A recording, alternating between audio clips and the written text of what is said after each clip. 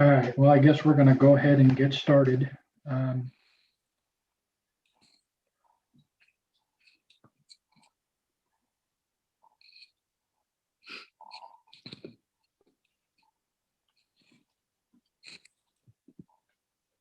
So welcome everyone to our two-day seminar. The first day is on the history of terrorism and drivers. A little bit about the Global CT Institute. We are a counterterrorism curriculum development company. With that, switch. It looks like we're going to have several people coming through. So the mission of the Global CT Institute is at an international level. We are both operationally and academic independent minded. Many of our members are prior military, and many of them are also academics. We are a nonpartisan institute that promotes quality research and in-depth studies about issues within terrorism, human security, cybersecurity, violence, and extremism, developed into an online curriculum program. Our mission is to shape intellectual discourse and impact education uniquely. And we do that by developing an online educational curriculum that was within counterterrorism, violence, and extremism.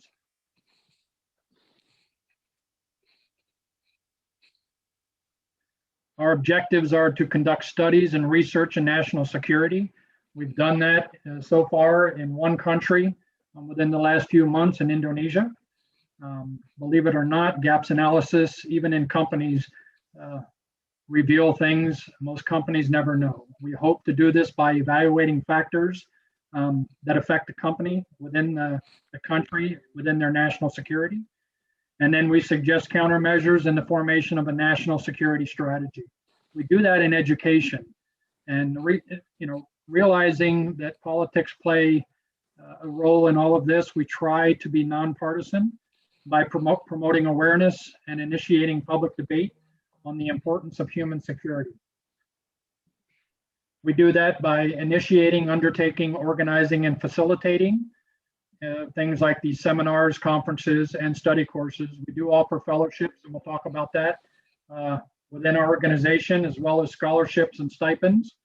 Also collaborations with other organizations, co-design of government objectives to meet educational institution requirements for their national defense as well. We promote awareness about safe and secure critical information infrastructure of the nation. And we do that by conducting activities that may be necessary for the furtherance or accomplishment of sustainable, pragmatic human safety, security, development with issues of national importance. Because we believe unity, integrity, and peace are the way to global harmony. We deliver advice that aims to protect or reduce the vulnerabilities of critical information infrastructure against counterterrorism and countering the finance of terrorism and other threats. So with that, greetings, ladies and gentlemen. Welcome to the Global CT Institute panel. This is a continuing series on our discussions in countering terrorism, violence, and extremism. Panelists and senior fellows, we would appreciate your expertise today on today's subject, as you were highly recommended to speak on counterterrorism. We have held other panel discussions previously in other areas. Last time we teamed up with the National Defense Study of the Lekohanas Ipwijah in Jakarta, Indonesia. And so at this time, I'd like to present and welcome our moderator, Mohammed Omar. And Mohammed is the current Director of Criminal Justice Programs with the Global Counter-Terrorism Institute, has served in police for nearly a decade in the United Kingdom. He served in frontline policing, criminal investigation department, traffic policing, training, and community policing. Mohammed has significant experience in managing major incidents, and almost a decade in Africa after leaving the police, managing complex security operations for wider business sectors, and conducted complex investigations. So at this time, I'd like to turn it over to our moderator, and he will continue with the introduction and discussion. The meeting is being recorded, and we will have it available for those that registered at a later time once it's been edited and cut, and you'll be receiving a link with the ability to rewatch it as many times as you want. Those students that also registered, you have gotten free entry. You'll be receiving your certificate as well. We do have a small processing fee for that certificate as much as you've gained free entry. And those paid registrants, you will receive your certificate probably by this evening for day 1 or by after tomorrow for day 2. Let's see, Wilson.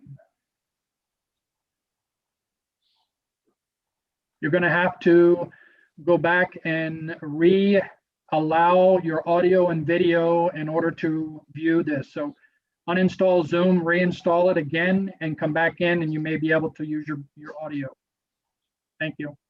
And right now, I'll turn it over to Mohammed. Good evening, everyone. Hello, everyone. Thank you, Todd. Thank you for everybody joining this webinar. The intent for this session is to introduce learners to a historical overview of the evolution of terrorism. Through a series of historical examples, learners will observe how tactics, motives, and ideologies have changed, and in some cases remain the same across centuries. The history of terrorism spans several millennia. The word terrorism entered in the modern lexicon during a terror or revolution.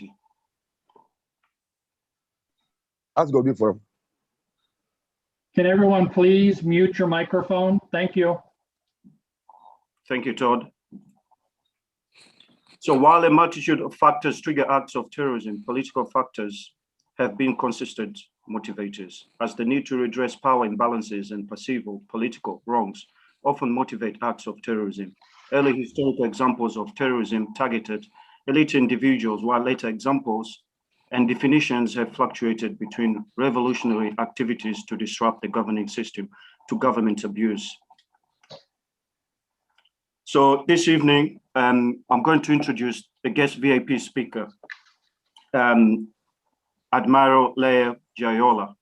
I read his brief bio. Rear Admiral Elekano Yele Jayola was born in 8th February 64 in Ekiti State, and is a member of 6 regular corps of the then Naval College, Onura. He was commissioned as sub-lieutenant into the Nigerian Navy on 8th of July, 89.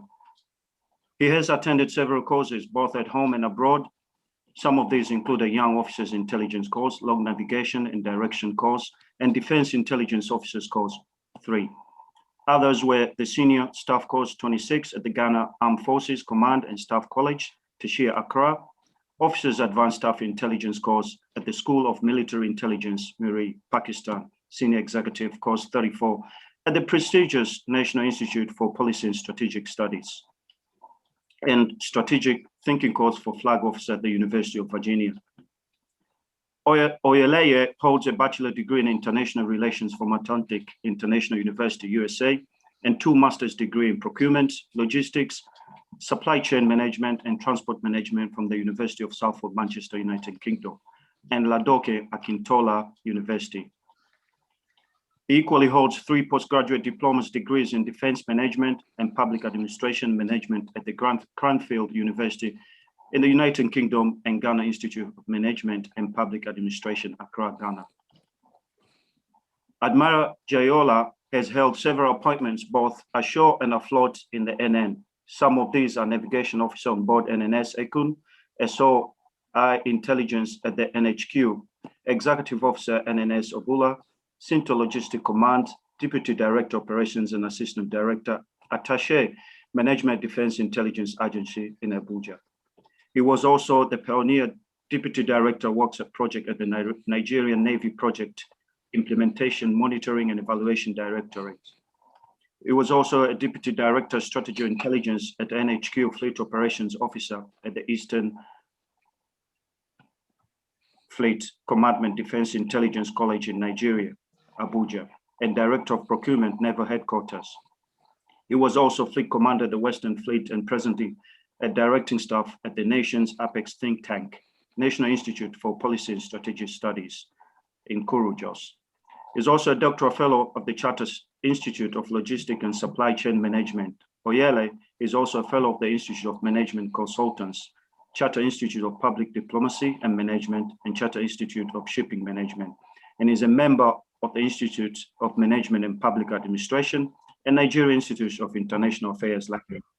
He's also a member of the Royal Institute of Navigators. He enjoys watching people traveling, reading, and listening to soft music, particularly gospel music.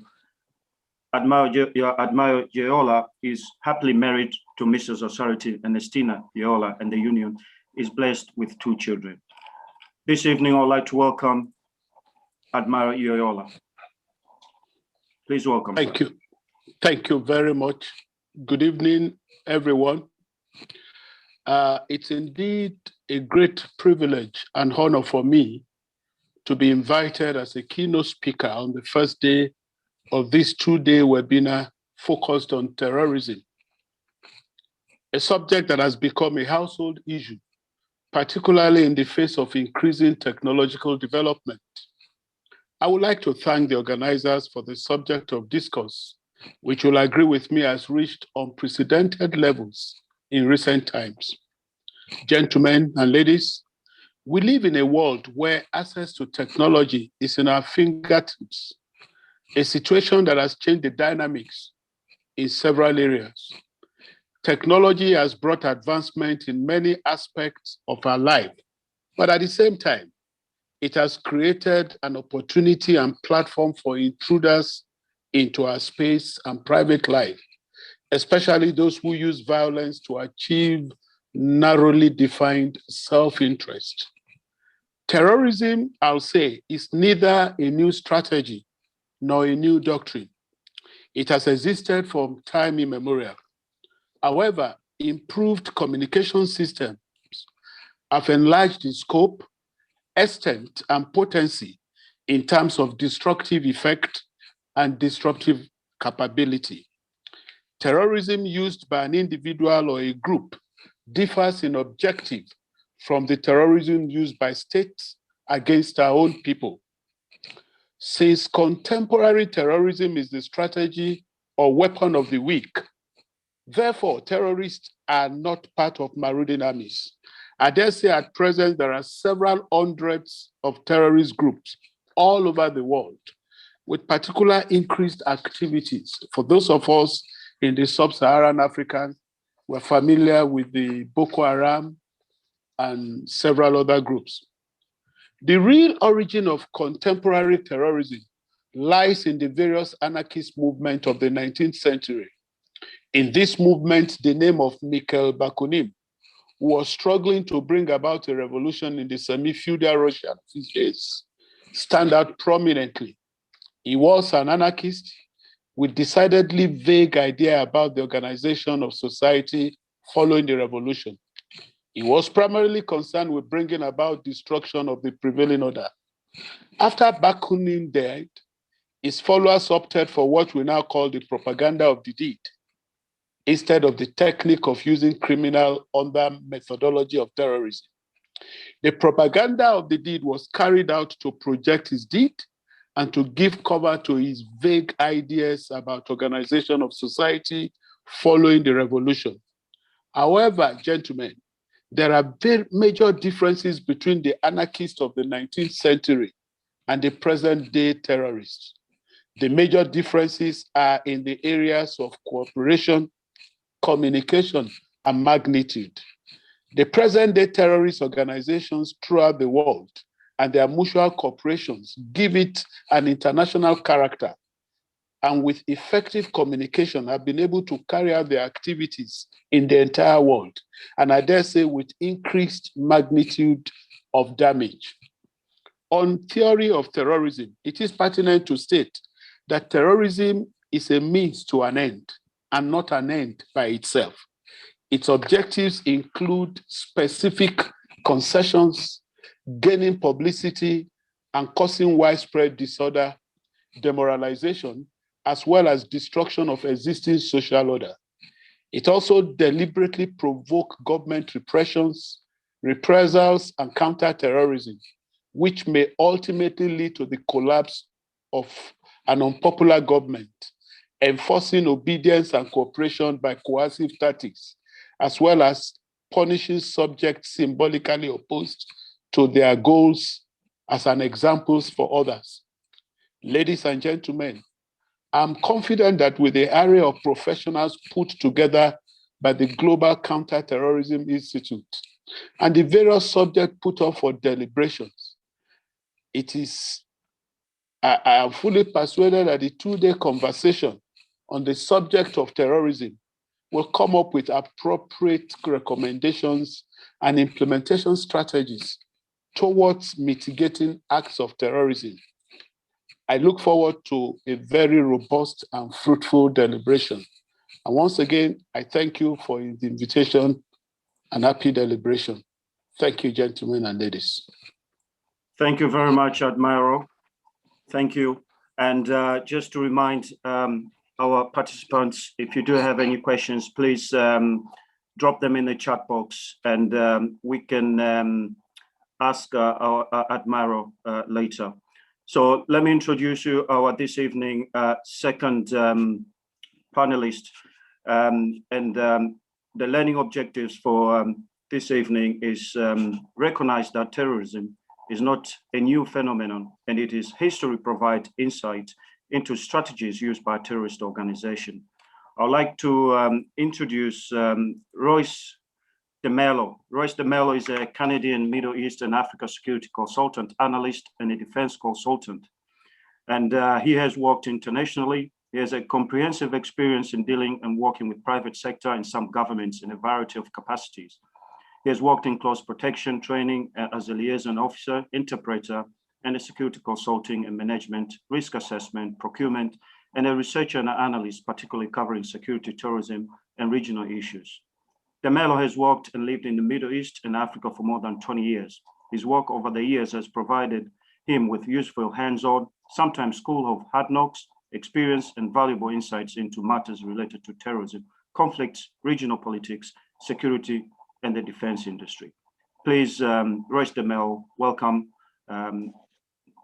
to our session. Thank you, Mohammed, and thank you all for joining us for this webinar. There's a couple of things that were mentioned already that I'm probably going to cover again, but I'm going to jump right into this. Let's see if we can recognize that terrorism is not a new phenomenon, and history provides some insights into strategies used by terrorist organizations. When looking at history through a modern lens with a contemporary varied perceptions of what is terrorism, we can go back centuries and identify and or debate incidents, conduct, and events that could be regarded as terrorism. Even though there is no real consensus on the definition of terrorism, there are fundamental components in long ago and not so long ago historical incidents that would or could be perceived as terrorism or terroristic in nature. Nonetheless, it was the 19th century that brought about theories for the formulation of and for terrorism, which also helped initiate the use of the terms terrorism and terrorists as we understand these today. I will present that terrorism and the strategies and methods applied are not new in nature, nor a recent phenomenon in history, and the nuance, the abstract, and perception is part of characterizing terrorism historically, thereby raising some interesting questions. Before I begin to discuss how terrorism and related strategies are not a new phenomenon, perhaps we should first look at what perceptions and preconceptions exist that define terrorism in our minds. But I don't want to spend too much time getting into these intricacies, nuances and debates on the matter. I think most of us have a general idea of the complexities involved with the terminology, but grasp what could be construed as terrorism, nuanced or not, and see how terrorism for what it is at its core has long existed as part of conflict, war, and political strategy throughout history, going way back. Nonetheless, for example, the Encyclopedia Britannica defines terrorism this way: terrorism, the calculated use of violence to create a general climate of fear in a population and thereby to bring about a particular political objective. Terrorism has been practiced by political organizations with both rightist and leftist objectives, by nationalistic and religious groups, by revolutionaries, and even by state institutions such as armies, intelligence services, and police.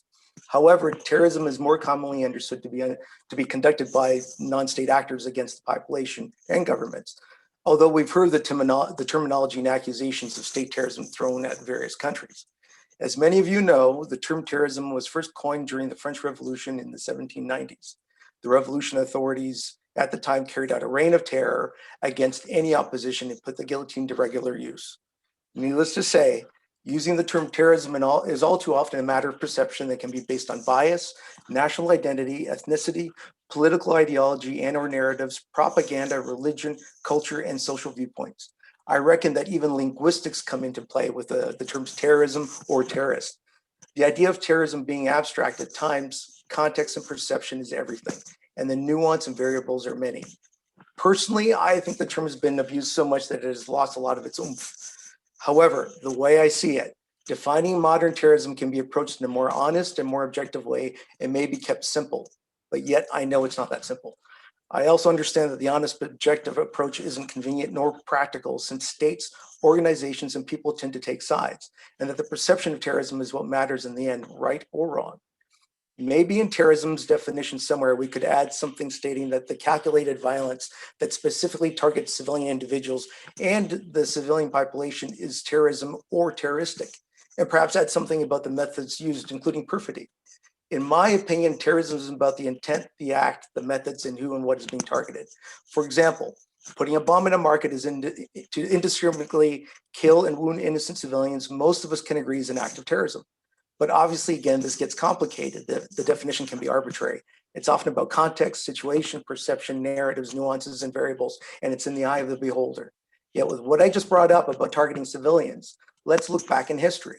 I remember getting into a rather interesting discussion with some friends about whether the bombings of cities during World War II could be considered terrorism or state terrorism. For example, the Allied bombing of Dresden in Germany particularly comes to mind. Could that be considered an act of terrorism?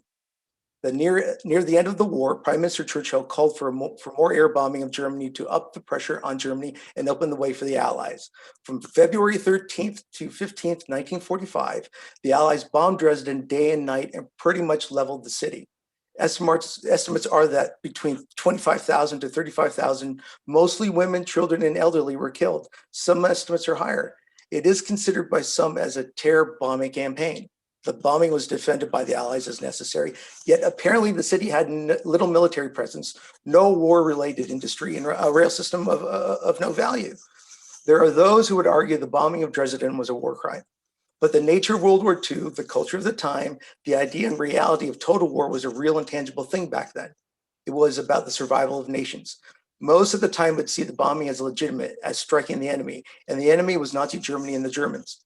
It's hard to judge by today's standards and morals. Nonetheless, the concept of indiscriminately carpet bombing cities today is considered unacceptable by many, but not all.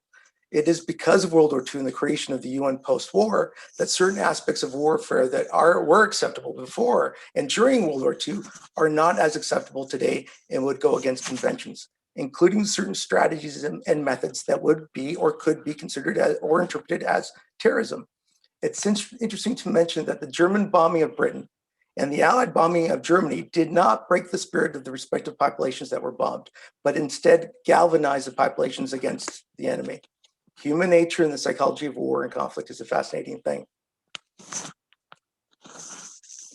Now, about the 19th century, which was mentioned previously by our honored guest, with the Industrial Revolution rolling along, the 19th century brought with it radical political, social thinkers and ideologies, philosophies and actions that would have an indelible effect on the course of the world and human history. The kinship of communism, socialism, anarchism would especially take shape during this century, with many of those activists and thinkers openly in favor of using violence and revolution to bring about change. During this century, we see detailed theories, definitions, beliefs, formulations, strategies regarding the use of violence, fear, and terror as a tool for violence, a tool for political change. One of the earliest and most influential 19th century socialists to put forward the theory and the belief that violence was an important tool to help gain a momentum for revolution was the first Italian socialist Carlo Pisacani, the Duke of Giovanni. Revolutionaries and terrorists today of all persuasions can probably look at Pisacani's views on violence to explain what they do today. As it is with modern terrorism, Pisacani thought that violence was key to draw attention to the cause, but he obviously understood something about human nature. He was an advocate for the political action referred to as propaganda of the deed, which was mentioned earlier, coined by a French anarchist. In other words, violence generates attention and ideas. Pisacani wrote, ideas spring from deeds and not the other way around. His thoughts on the matter became particularly important to early anarchists who were very enthusiastic about using violence and assassination on European royalty throughout the latter part of the 19th century and into the early part of the 20th century. However, anarchism wasn't strictly a European thing. It reached across the Atlantic. The American president, William McKinley, was shot in 1901 by an American anarchist. President McKinley took a few days to die of his wounds. In the aftermath of McKinley's assassination, Theodore Roosevelt became president, and a unit of the US Treasury called the Secret Service was assigned to protect him. There was some debate in the US over how, who, and what should protect the US president going forward. Finally, legislation passed in 1906 established that the Secret Service as the president's official security. So because of an anarchist terrorist assassinating a US president 120 years ago, the President's Secret Service exists today. Going back to Russia, it was Russian leftists who really helped set the standards for terrorism as we perceive it today. In fact, some of these really political violent terrorist adherents actually call themselves terrorists. One particularly radical communist and nihilist, Sergei Nechayev, thought that revolution should involve terrorizing the population, creating hardship. And that the point was not to gain support of the people per se, but to antagonize them, to create hell for the population. He believed that by producing a climate of despair and resentment, this would provoke the population to revolt against the government and state. As we know, a government's oppressive and hard-handed response on a population because of insurrection and or terrorism can and does cause resentment and can lead to more joining the cause of an insurrection or a terrorist group. Remember what I said earlier about the World War II and the bombings, how the population weren't broken by the bombings, but they became more supportive of their respective governments and countries? Nechayev's ideas have been adopted and implemented time and again by revolutionaries and terrorists for a long time, be they communists, socialists, anarchists, fascists, Islamists, nationalists, etc. And at times governments have applied the same tactics. Meanwhile, Russian groups such as People's Will were heavily influenced by Nechayev and the political act of propaganda of the deed. Nonetheless, People's Will were particularly fond of using dynamite in their assassination plots and terrorist attacks. They used dynamite in 3 assassination plots to kill Russian Tsar Alexander II. It was third time lucky.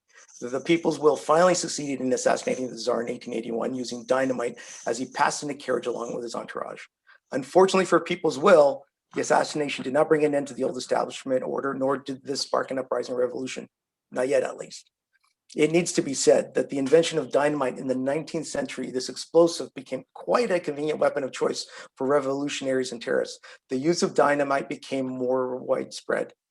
The 19th century Fenian dynamite campaign comes to mind. Ireland at the time was British. The Fenians were Irish groups fighting to establish an independent Irish republic. This dynamite campaign lasted from 1881 to 1885. In the end, it wasn't very successful. Ireland would not gain its independence, at least not yet.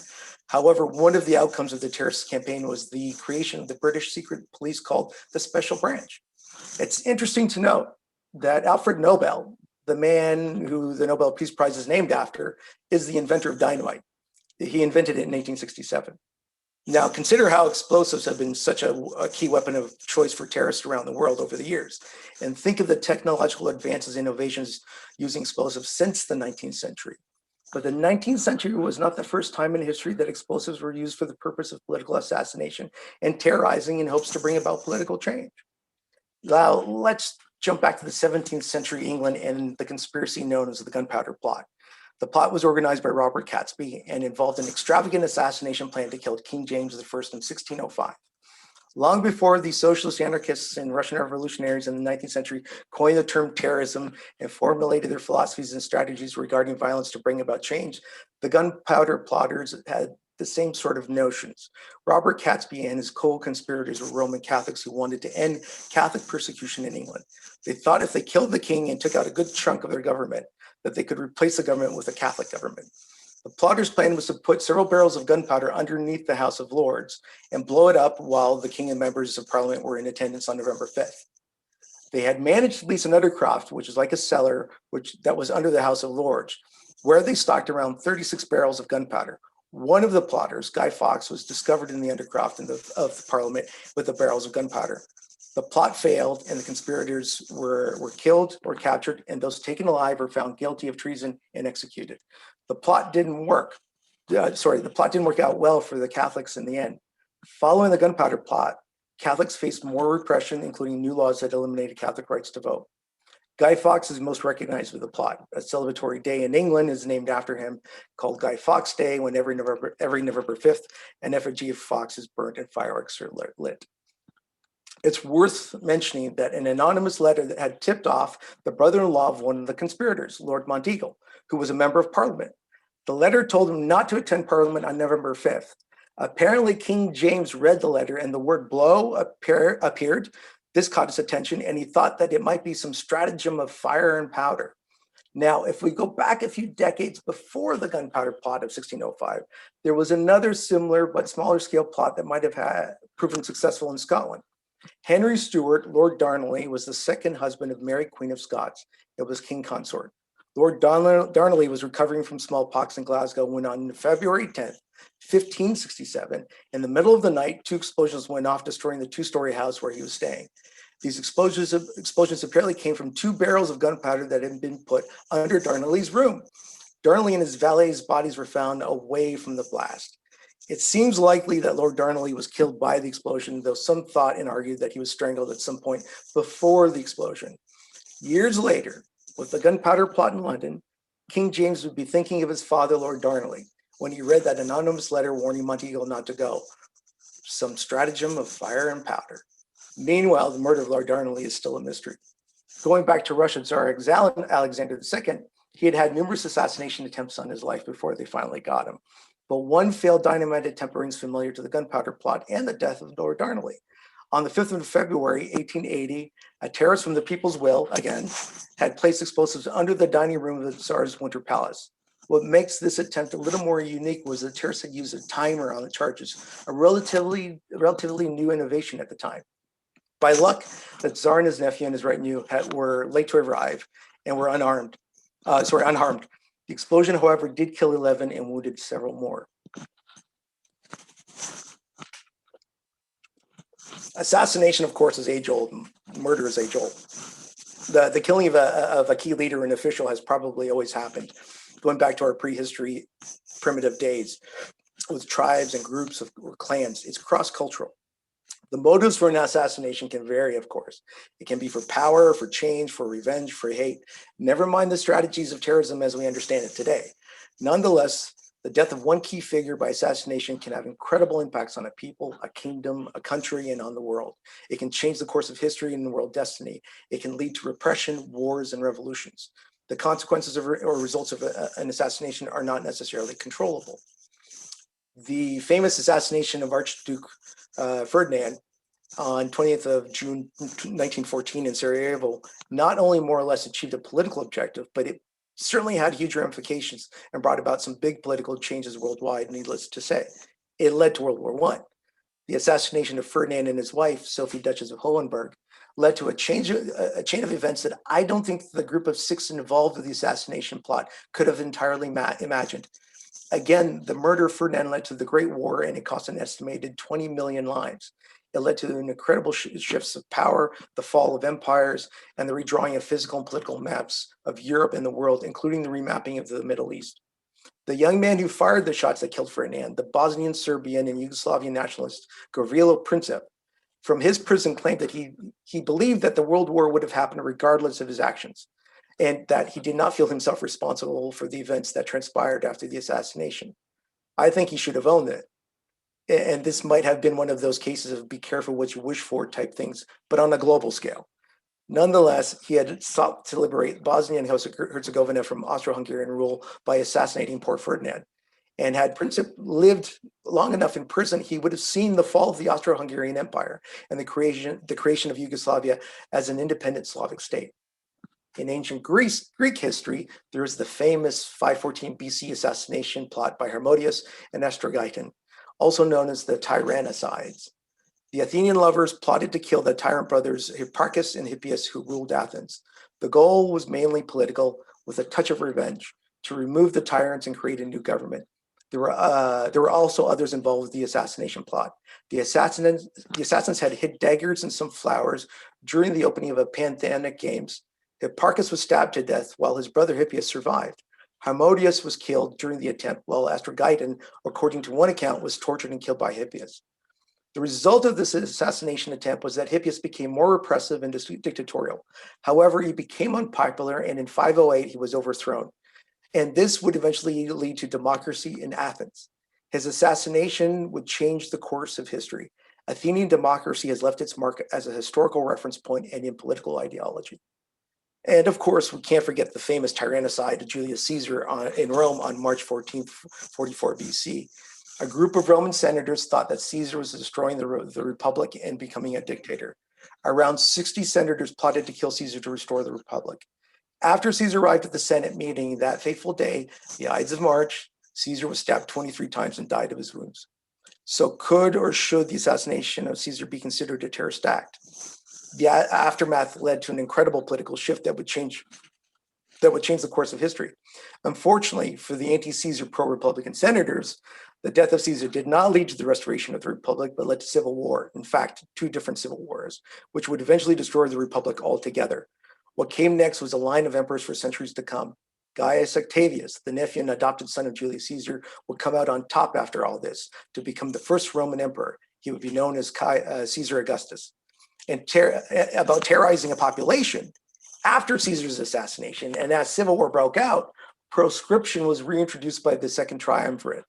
The Second Triumvirate included Gaius Octavius, Mark Antony, and Marcus Lepidus. This could be considered an early form of terrorism or state terrorism in this context. Roman proscription allowed the leadership to order the death or banishment of political opponents. This will include the confiscation of property. It's basically state-approved murder, terror, and stealing. A list of names was drawn up, and anyone on that list was free game, like a wanted poster. And there were large financial rewards for bringing in the head of anyone on that list. The triumvirate needed funds to fight the civil war, and one way to raise the funds for their legions and simultaneously avenge Caesar's murder was to conveniently kill any suspected plotters, eliminating any alleged political enemies, and confiscating their property and money. Talking about the Roman Empire and assassination and terrorizing, the Romans would eventually face an uprising in one of their eastern provinces in Judea in the latter part of the 1st century by Jewish zealots that included a rather interesting and nasty faction called the Sicarii. Their strategies, tactics, and methods, many would argue today, closely match what many of us think of as terrorism. That is assassination, mass killings, terrorizing the population, kidnapping. Sicarii comes from the Latin word sicarius, which means dagger man. Plural, dagger men become Sicarii.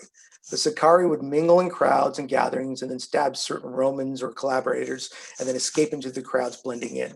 Their targets were not only Romans, but anyone they suspected of being a Roman sympathizer or collaborator, Jew, Roman, and any Gentile. Sicarii were political nationalists and a religious movement, but that didn't stop them from killing other Jews and Jewish high priests. Think of AQ and ISIS killing other Muslims today. So the Sicarii were willing to kill fellow Jews, the people they claimed to be liberating. Remember the Russian terrorists' concept that by terrorizing, causing misery among the very people you intend to liberate is somehow for their own good because it would provoke them to fight the oppressor? They didn't think of it first. The Sicarii apparently went so far as to destroy Jerusalem food supplies in hopes it would cause starvation among the population. The goal was to incite the Jews to revolt against the Romans. The Sicarii were involved in a series of atrocities related to Jerusalem and the war overall. Josephus, the Jewish historian who was embedded with the Romans, who was also a friend of General Titus during the First Roman-Jewish War, shares an account of how the Sicarii pillaged the Jewish town of Ein Gedi and killed 700 people. Josephus is an interesting character, by the way, because before he ended up embedded with the Roman General Titus and writing the historical accounts of that first Jewish revolt, he had been a rebel and zealot commander himself. The Sicarii and zealots who also attacked and terrorized Roman citizens and the Greek communities, which did lead to a tit-for-tat violence. Long-standing religious tensions between the Greeks and the Jews was the catalyst for violence in the uprising. However, the causes behind the uprising later on developed into anti-taxation, liberation, and anti-Roman sentiment. Early in the conflict in 66 AD, Jerusalem fell to the zealots, and with that came factional fighting in the city. Factionalism and sectarianism is not something new to terrorist groups today. There were local Jews who tried to oppose the zealots inside the city, but were unsuccessful. Meanwhile, the Sicarii and other groups executed any opposition in the city. The infighting led to the death of a Sakari leader who was killed by another faction. The infighting lasted right up and through the Roman siege of 70 AD. Think of the Syrian civil war today. According to Josephus, after the fall of Jerusalem in 70 AD, the Sakari were the leading Jewish zealot faction who continued to fight through 73 AD. And he thinks they were likely the group that were holding Masada and killed themselves and their families. Now, the Romans were not known for their compassion. Nonetheless, the ancient world was a time of brutality and violence and no human rights. During the siege of Jerusalem, as the zealots held the city, General Titus ordered the crucifixion of Jews they captured outside the city walls. Rebels, civilians, men, women, children, and the old. Titus did this to terrorize the population in the city, as well as to spite the zealots, while hoping that this would encourage them to surrender. According to Josephus, 500 or more were crucified a day, so many that the Romans ran out of ran out of wood. Is this an example of ancient state terrorism, or just ancient terrorism, or a war crime? The aftermath of the war was a Roman victory, the destruction of Jerusalem, including the Jewish temple and the Jewish diaspora. A huge proportion of the Jewish population fled or left Judea to settle parts of the empire and other parts of the world. Overall, there were 3 separate Jewish revolts against Rome from 66 to 136 AD. The Kydos War, or the rebellion of the diaspora, involved Jews not only in Judea, but Jews scattered throughout the empire in Cyrenaica, which is Libya today, Egypt, Cyprus, and Mesopotamia. Without getting into too much detail about this war, the Jewish rebels killed tens of thousands of Romans and Greeks on Cyprus and killed so many in Cyrenaica and forced so many to flee that Cyrenaica was depopulated. Cyrenaica was so depopulated that after the war, the Emperor Hadrian had to send settlers to repopulate the province. Regarding religious extremism and factions and the use of strategies that we would consider terroristic tactics or methods, especially against the civilian population, many of us will think of Al-Qaeda and ISIS today. And as we've seen, the Sakari fit the bill 2,000 years ago. But another group that comes to mind who pop up later in history are the Almohad in Iberia, North Africa. They were a Berber Muslim dynasty in the 12th century. They were driven by a puritanical version of Islam, and with their conquest came violence and intolerance, especially in Iberia. In the early days of their expansion, they tried to force convert Jews and Christians, when many of them who refused were being put to death. There were cases of the Almohad going to towns and villages and killing Jews and Christians outright, or taking numbers of Christians as slaves. Of course, the Almohads also targeted Muslims. It was because of the Almohad there was an expulsion of Jews from Iberia. This before the other famous expulsion of Jews from Spain in 1492 by a Christian monarchy. There was also mass exodus of Christians from Almohad territory to Christian Iberia. The Almohad in the early days of their fanaticism and expansionism were, in my opinion, sort of ISIS of their day. However, as time progressed and the Almohad took control and dominated as a caliphate, they developed a more pragmatic and less extremist approach with their rule and became more tolerant of Jews and Christians. Nonetheless, both Christian and Muslim armies fought the Almohad, and their caliphate was eventually defeated. Sounds familiar? ISIS. Another fascinating group and a state that used terrorism type strategies as a religious and ideological sect are the Order of Assassins. The group existed from the 11th to the 13th century in the areas of modern-day northern Iran, Iraq, and Syria. These chaps are the stuff of legend and lore. The assassins were part of a Shia sect of Islam known as the Nizari Ismaili. It is because of this group that we have the word assassin. The word likely derives from the Arabic word asasayun, meaning people who are faithful to the foundation, although there is a common theory or misconception that the word has its roots in the word smokers of hash, that is hashashayin. During their time, the assassins became renowned for implementing strategies and policies that involved perfidy and covert methods to murder key figures they deemed an enemy or a threat to their people and state. They would use disguise and various other methods to get close to their victims. Apparently, they preferred to use a dagger to kill and were opposed to using arrows or poison for whatever reasons. They would specifically target and kill important key enemy leading figures to achieve their political and religious goals, as well as for revenge. The idea behind assassinating a key enemy high-ranking figure was that this might or would help prevent an all-out war against the Nizari Ismaili state, and or it was less resource-draining method to get to an enemy versus all-out war. And of course, this was to put terror in the hearts of their enemies. For the time the assassins existed, both Muslims and Christians were targeted. Both Muslim and Christian leaders feared them. Throughout their history, assassin victims included several caliphs and 2 crusader kings from Jerusalem. I've mentioned perfidy, which is deception and deceitfulness, something akin to subterfuge.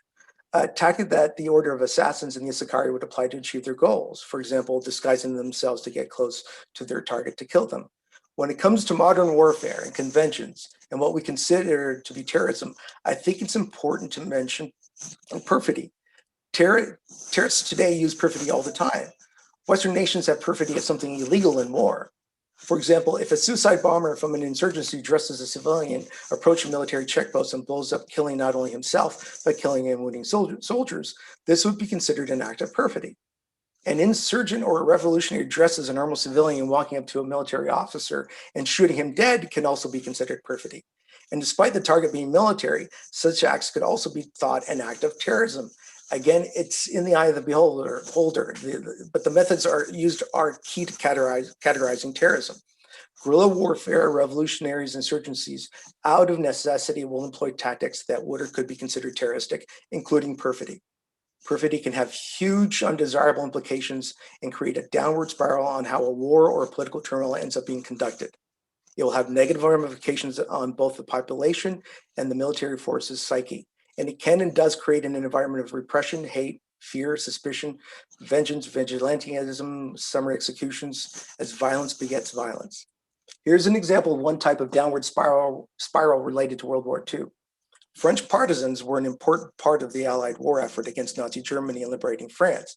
And they did wreak havoc on the Germans in occupied France, but as soon as the partisans got the work, the ramifications were felt by the populations.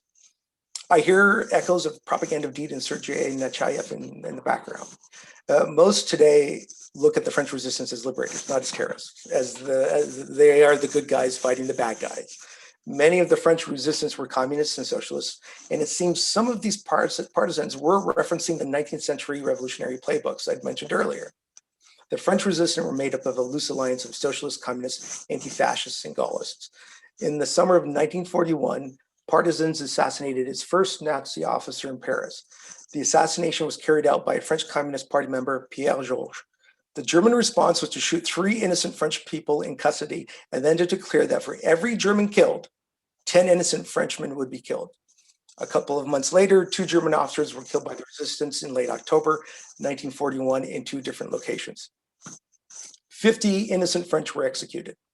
The Nazis demanded that the assassins turn themselves in or more French would be executed. The assassins did not turn themselves in. The result was 100 more innocent French were executed.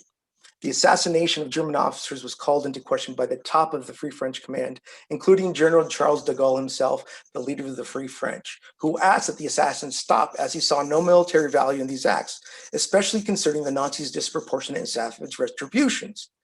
The assassinations didn't stop, nor did the German retaliatory executions stop either.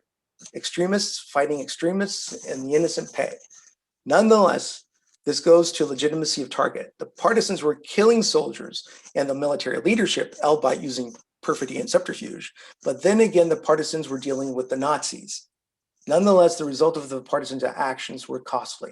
A sledgehammer response from the Nazis that terrorized the local populations and led to the deaths of many innocent French. The Nazis implemented the same brutal retribution policies throughout Nazi-occupied Europe, by the way. Remember Titus crucifying the Jewish women, men, elderly, and children around the city of Jerusalem in hopes this would somehow convince the zealots to give up the city and surrender? Well, that sort of thing didn't work back then. The zealots didn't give up nor stop either. War is a scary, disgusting, and smelly business, and it can make a nice person do bad things. I think that the psychology of war ties into the aspects of terrorism, since terrorism can be an aspect of war and conflict. Bloodlust is another aspect of war and terrorism. Bloodlust is a drug for some. Bloodlust has been a reason for some individuals to join groups like ISIS. The history and nature of war does inevitably involve characteristics of what we might think associated to terrorism. After all, one of the objectives of war is to put fear in the enemy and put fear in his heart. And in older times, that often involved putting terror not only in the enemy's warrior's heart, but that of his family or his people or his tribe, his city, his kingdom, or his nation. And this is often the case today. About war, Prussian general and military theorist of the 19th century, Karl von Clausewitz, wrote in his book, Von Kriege, as a total phenomenon, its dominant tendencies always make war a paradoxical trinity, composed of primordial violence, hatred, and enmity. And if we are to consider our primordial existence and past, we will find that terrorizing your enemies, as well as feeling terrorized yourself, was a part of life, a part of your existence.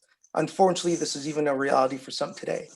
An archaeological site in Tara, Kenya has dug up the remains of 27 individuals dating back possibly 10,000 years. This might be one of the earliest evidences of war that has been found. The remains indicate there was a massacre. The bodies include men, women, children, and the elderly. The evidence shows these people were tied and killed on the spot and indicates group violence, and that this might have been the result of nomadic war. Historically, tribal warfare was common worldwide, be it in ancient Europe, Africa, North America, South America, Australia, Asia, and the Pacific. And it was horrific and savage, and tribal wars can still be brutal today. Our past was more brutal, harsh, and unforgiving than today. North American natives had horrific ritualized torture, where both the torturer and the tortured were expected to conduct themselves in certain ways throughout days of torture until the prisoner was killed. Eating captives or parts of captives was not uncommon in parts of the world. There's a whole psychological, theoretical discussion around cannibalism and why it happens from time to time, or with certain societies who practiced it regularly in history. For example, the cannibalism that existed in Papua New Guinean tribes, or by the way, which also happened in certain tribes in North America. Cannibalism sometimes went hand in hand with the conduct of tribal warfare. Eating an enemy can be for ritual reasons, for example, to absorb the strength of an enemy, but more often it seems that it's meant to demean an enemy, to make them less human, while also the act puts terror into the hearts of their enemies. Do I digress? In 2013, there was a famous case and video of a Syrian rebel who cut out the heart of a dead Syrian soldier and took a bite of his heart. Right now in Switzerland, a former Liberian rebel commander is on trial for atrocities committed during the Civil War, including cannibalism. Cannibalism has been a part of the conflict on and off in the DRC since its independence from Belgium in 1967. In some rebel terrorist groups, they still practice this today. And here's the interesting tidbit from history. Johan de Witt was the Grand Pensionary of Holland in 1672, comparable to a prime minister. And he was so disliked in Holland that in 1672, he and his brother were assassinated by Orangists, and a mob apparently cooked and ate their livers. The Chinese Cultural Revolution from 1966 to 1976 was a political endeavor which involved a socio-political purge that ended up terrorizing the population of China. It was chaotic, especially before 1971. There are reports of several cases of cannibalizing some of those undesirable killed by the Red Guard in mobs. Many were killed because they were considered the old guard. In these prehistoric and historical tribal wars, whole communities or villages could be wiped out. Killing and slave taking was part of the culture of these warrior societies. Are these examples of terrorist tactics or methods? Are these considered political in nature? One could argue that these acts of violence could be a form of terrorism or for political purposes because war is often political. Two primitive tribes fighting because they want control of a forest for their respective tribes is by its very nature political, in my opinion. It's about power and control or changing the power and control dynamic. If Boko Haram in Nigeria goes into a village today and kills 27 innocent people, we call that an act of terrorism. Was the Natarik massacre of 27 people by some unknown group 10,000 years ago an act of terrorism? The standards of today, in the global village we live in the course of history has created some commonality among the nations and the people of this planet with regards to moral views on life and death, human rights, compassion, human dignity, ethics, conflicts, right and wrong. But there's a slight irony that today we have standards as to how to fight wars more humanely. And we can include a specific category about terrorism despite the nature of war. Nonetheless, these perceptions, these virtues and morals were developed over time, and these are something very recent in our human history. And consider that these were and are by no means something continuous or cross-cultural today. It's because of these virtues or morals or perceptions that we are able to more or less categorize and label terrorism, despite its often abstract and nuanced nature. Besides that, should history be judged through the lens of our modern day perspectives and morality? I hope that I've presented some interesting tidbits from history and maybe raised a few questions and thoughts. Thank you for your time. Thank you, Ross, and a very insightful history of terrorism. Thank you very much. And our participants Do you have any questions for Royce? We can take any questions. Please post them in the chat box. Or if you want to unmute your mic, you can ask a question.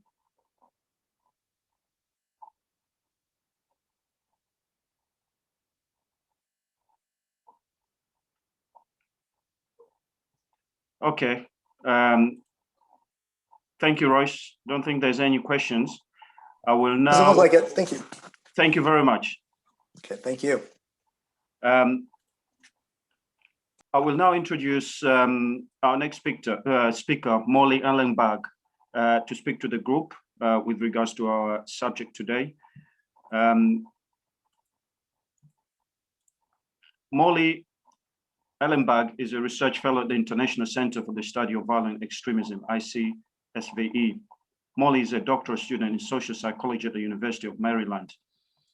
She holds an MA in forensic psychology from the George Washington University and a BS in psychology with a specialization in clinical psychology from the UC San Diego.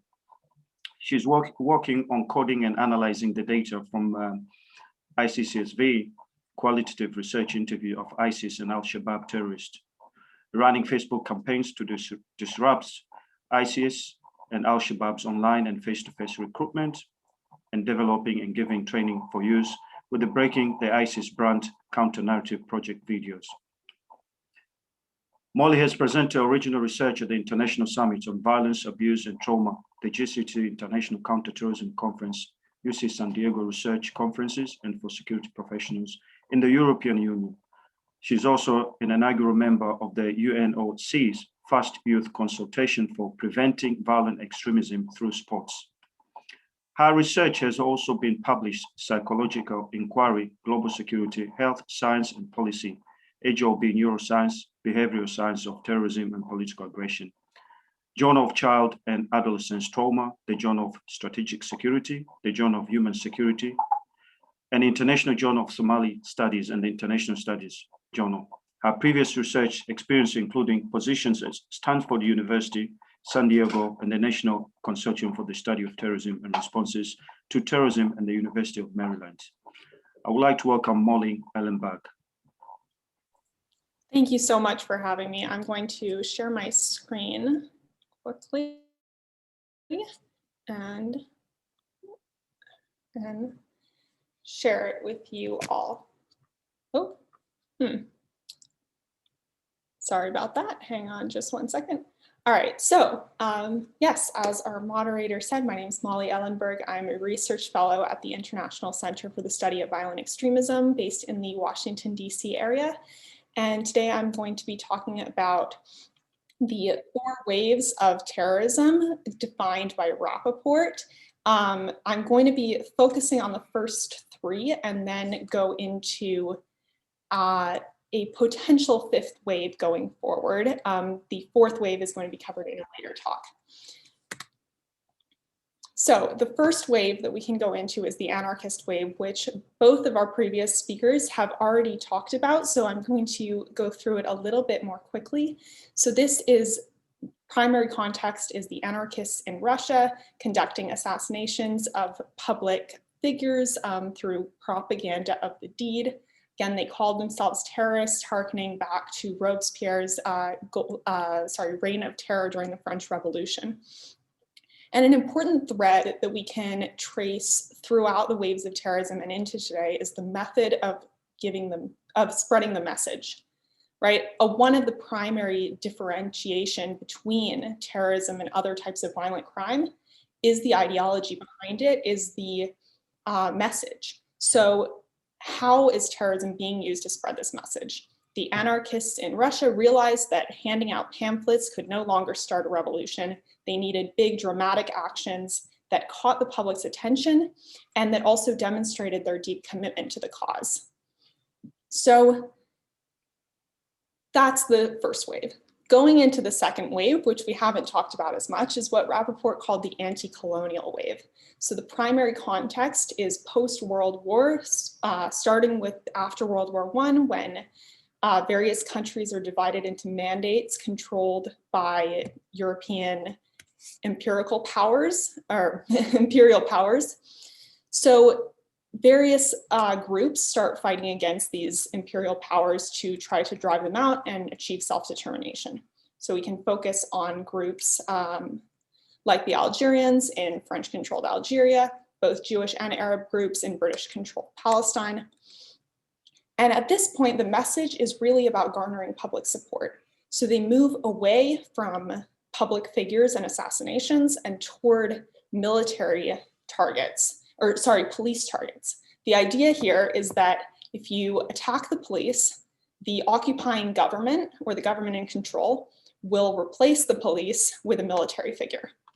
And the military will inevitably engage in a counterattack, which will solidify the identity of the terrorists as oppressed victims who need support. So it's at this point where people stop self-identifying as terrorists. The Jewish group Lehi was the last group to self-identify as a terrorist group, and their rival Irgun self-identified as freedom fighters. And they were quite successful in garnering support from diaspora communities, from foreign states, and from the United Nations as well, who referred to them as freedom fighters. As we move forward, though, into the third wave, the new left wave, there's a lot less public support. The primary context here begins in the Vietnam War, with this melting of radicalism and nationalism, first with the Viet Cong and later with the PLO. Also with quite a few other groups, but these are the two that Rappaport says really exemplify this new left wave.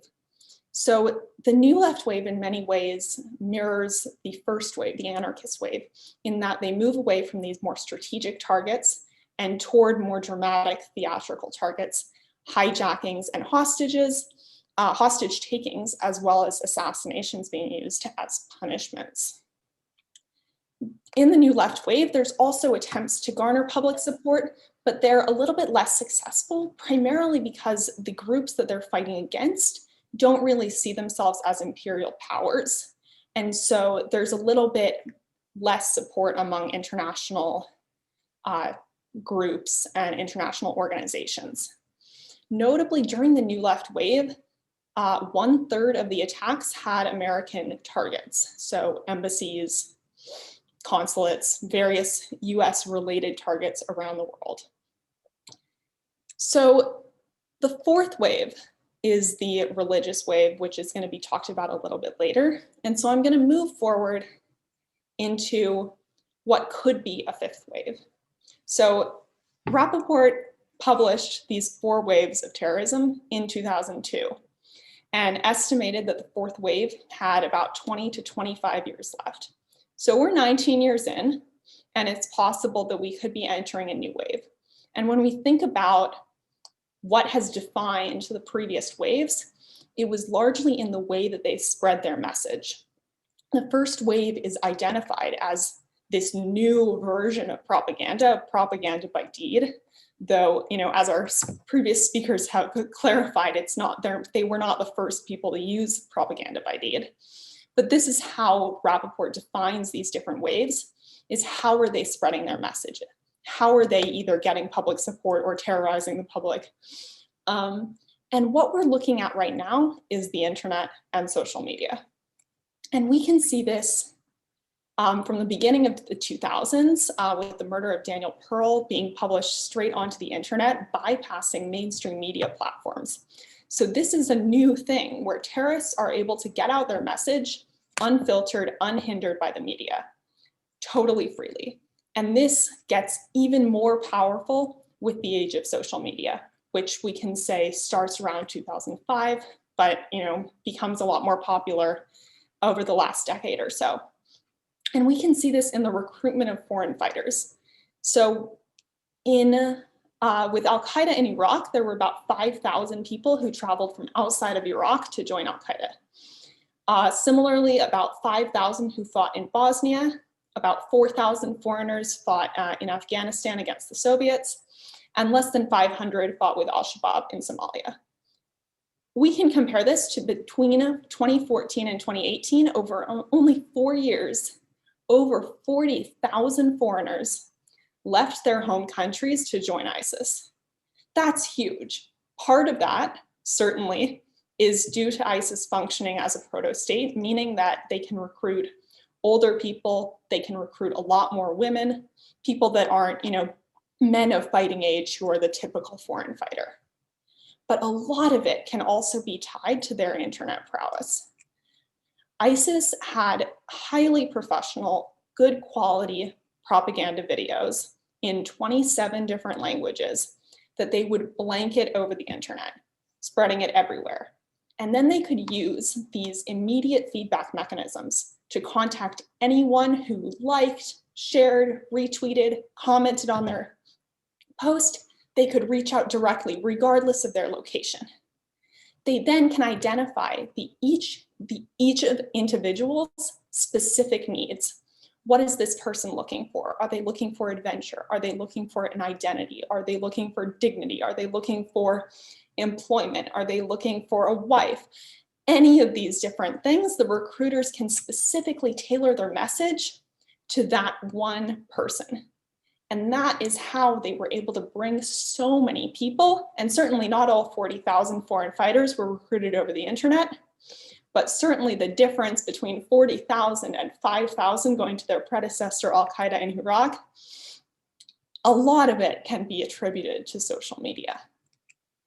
So at ICSB, we have a sample of 261 ISIS defectors, returnees, and imprisoned men and women. And what we found in this sample is that 51% of the full sample was influenced or recruited at least partially over the internet, and 20.2% of the full sample was influenced and recruited solely over the internet. So this could mean that they were only watching YouTube videos put out either by ISIS or by Syrian civilians showing the atrocities of the Assad regime and calling out for help. That was very common as well. So they could have just gone straight there. They could have been contacted by a direct recruiter. They could have been contacted by someone they knew, but never talked to about ISIS or its ideology before. So all of that we counted as direct online or indirect online recruitment. But this part of this sample that we're looking at includes Iraqis and Syrians. So if we narrow it down to only foreigners, 74.8% of the foreigners who joined the group were influenced or recruited at least partially over the internet, and 29.6% of them were recruited only over the internet. And then we can get even more narrow because that foreigner sample includes people from the Middle East and North Africa who might have, had groups at home talking about joining. And so, when we narrow it down to just Westerners, which we included the Balkans, Western Europe, Turkey, Australia, the UK, Canada, and the US. And when we narrow it down that far, it's 78.4% of them were recruited at least partially over the internet, and 30.6, almost a third of all of the Westerners in our sample were recruited solely over the internet. So of course, this is not a representative sample. This isn't a random sample. So we can't say that this is representative of all foreign fighters, of all Westerners, of all ISIS members. But we can say that it's possible to be recruited to join a terrorist group solely over the internet. That is an entirely new phenomenon that we did not see certainly before the advent of the internet, but even before the advent of social media. So groups of all ideologies have used social media. We don't want to limit this to ISIS or to militant jihadism in general. Recent evidence shows that much of the organization of the Capitol Hill riot on January 6th occurred on the social media app Parler, although there were also plenty of posts on Facebook and on Twitter as well. So social media companies and governments are learning about how do we curb this. And there are takedowns by social media companies that are rising in popularity and frequency in the recent month or so. But some argue that these takedowns drive groups underground and onto encrypted apps. So ISIS has very famously used this tactic.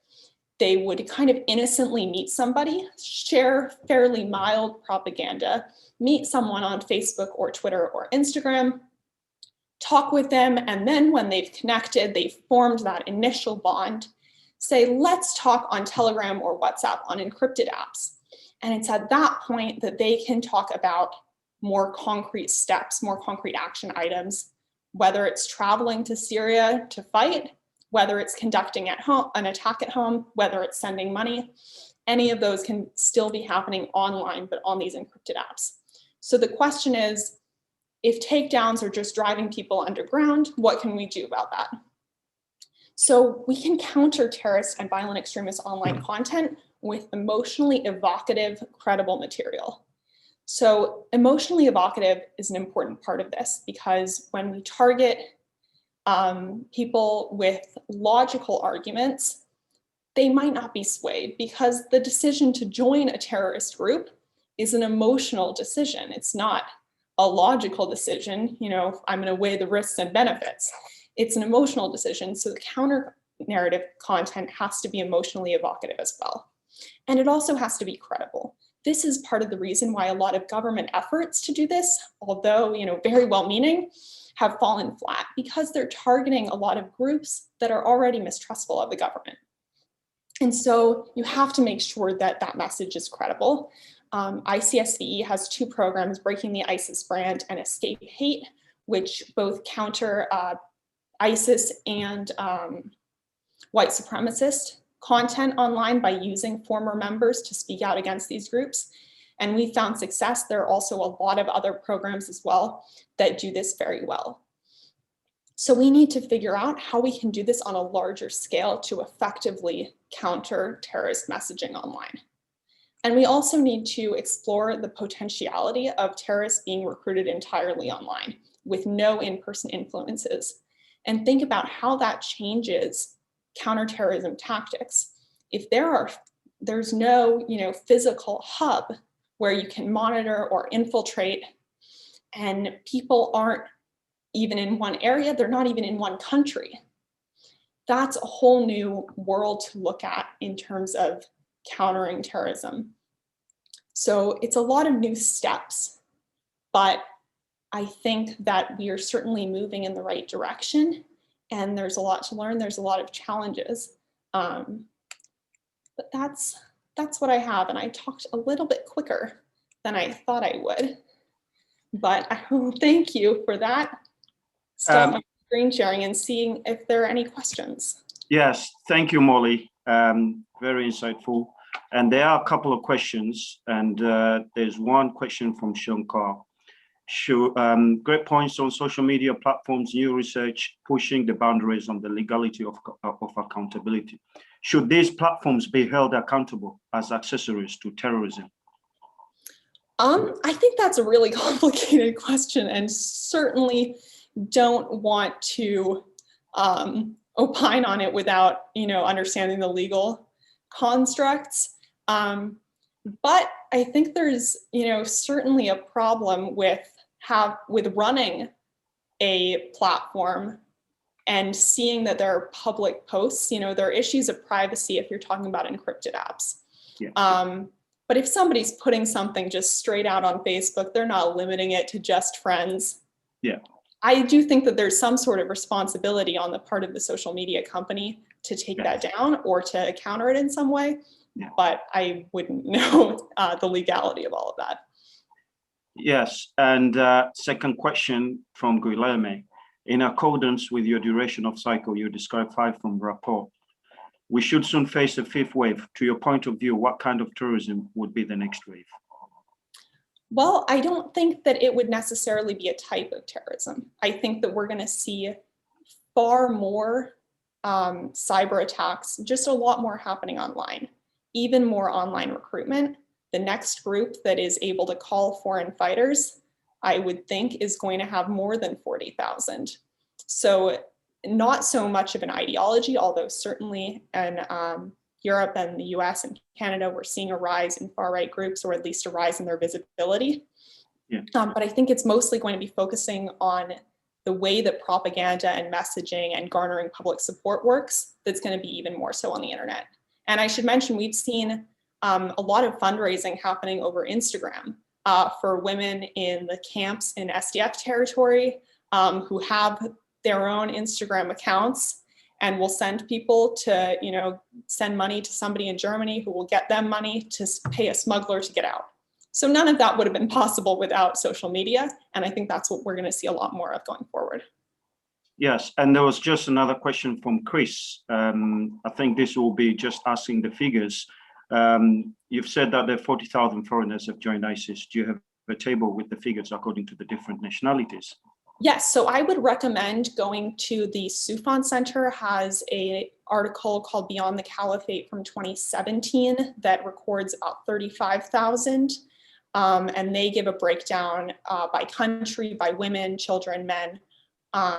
ICCT in The Hague also has a paper on foreign fighters, although they're mostly focused on Westerners. Yeah, thank you. And I have a question for you. I think we've seen the impact of COVID has also raised many questions that extremism has increased, especially online extremism in the Western world. How do you see this changing? Is this going to come as a new wave? Well, I think, yeah, that's a great point. COVID-19 has pushed a lot of people online. It's also pushed a lot of conspiracy theories. And what we often see is in the face of uncertainty, we look for things that make us feel like things make sense. They don't need to make sense in a good way, but they need to make sense at all. And already people who join terrorist groups are more likely to have a higher need for closure. And so they join groups that give them a purpose. And so what we've seen during COVID-19 is groups on all, edges of extremist ideologies spreading fairly similar conspiracy theories about COVID, its source, about the vaccine, about whatever else, about various powers controlling it, bioweapons, things like that. So COVID-19 has not only driven people online, but it's provided a new wave of conspiracies that drive people to join these groups because they offer them a sense of certainty. Yes, and I think there's a just last question from JD. How do you see the US lack of response to war crimes will aid in future recruitment of foreign fighters? That's a really great question as well. And it's something that we're very passionate about at ICSD, is the repatriation of foreign fighters. Because a lot of the Iraqis who fought with ISIS had parents who were killed while fighting the Americans.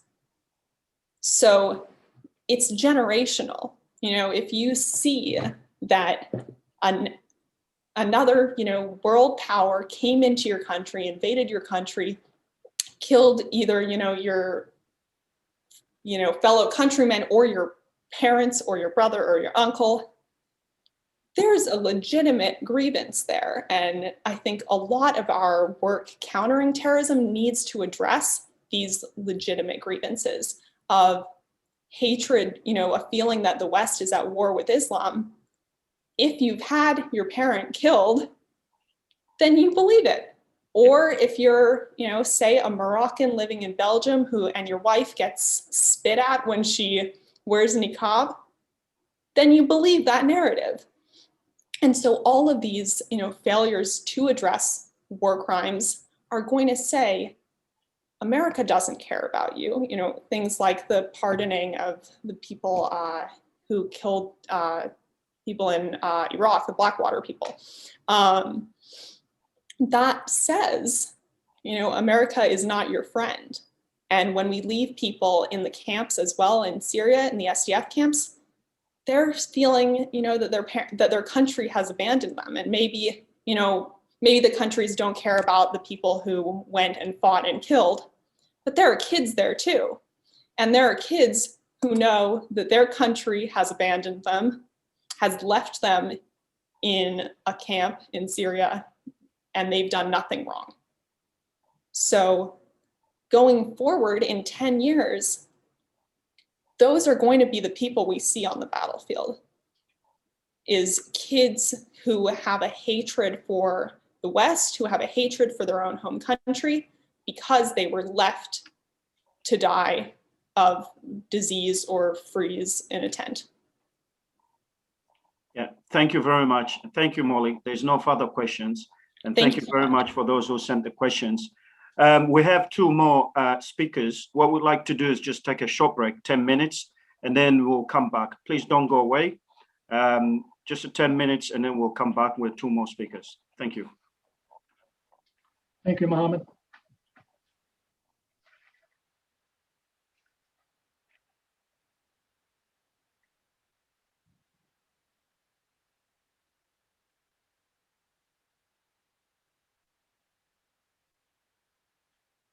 Mohammed Ahmed, are you still there? Yes, I'm here. Okay. We'll, This is quite interesting. yeah, when we return,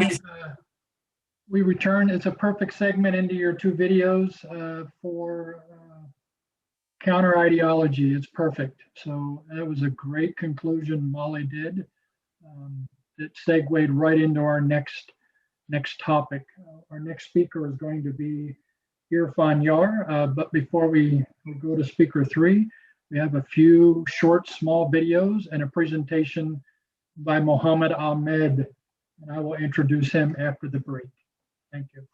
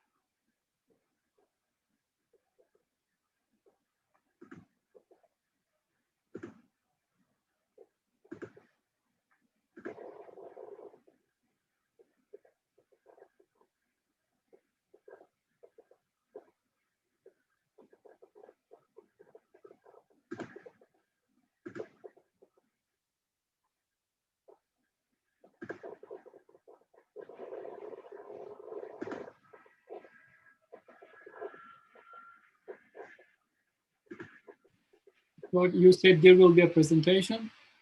Yeah, Video? there'll be 2 short videos. I'm Cool. actually working on bringing them up right now. Okay.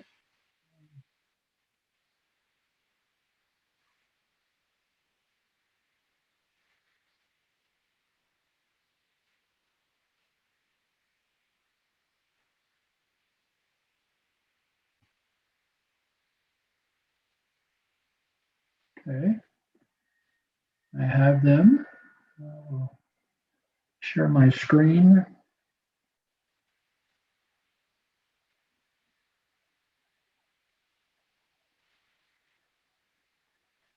We'll go ahead and start those.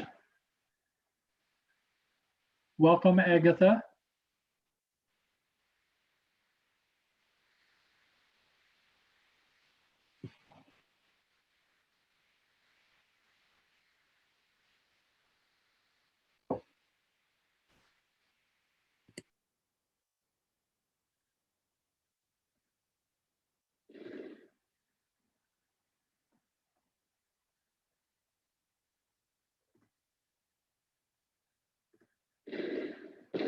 Average Muhammad.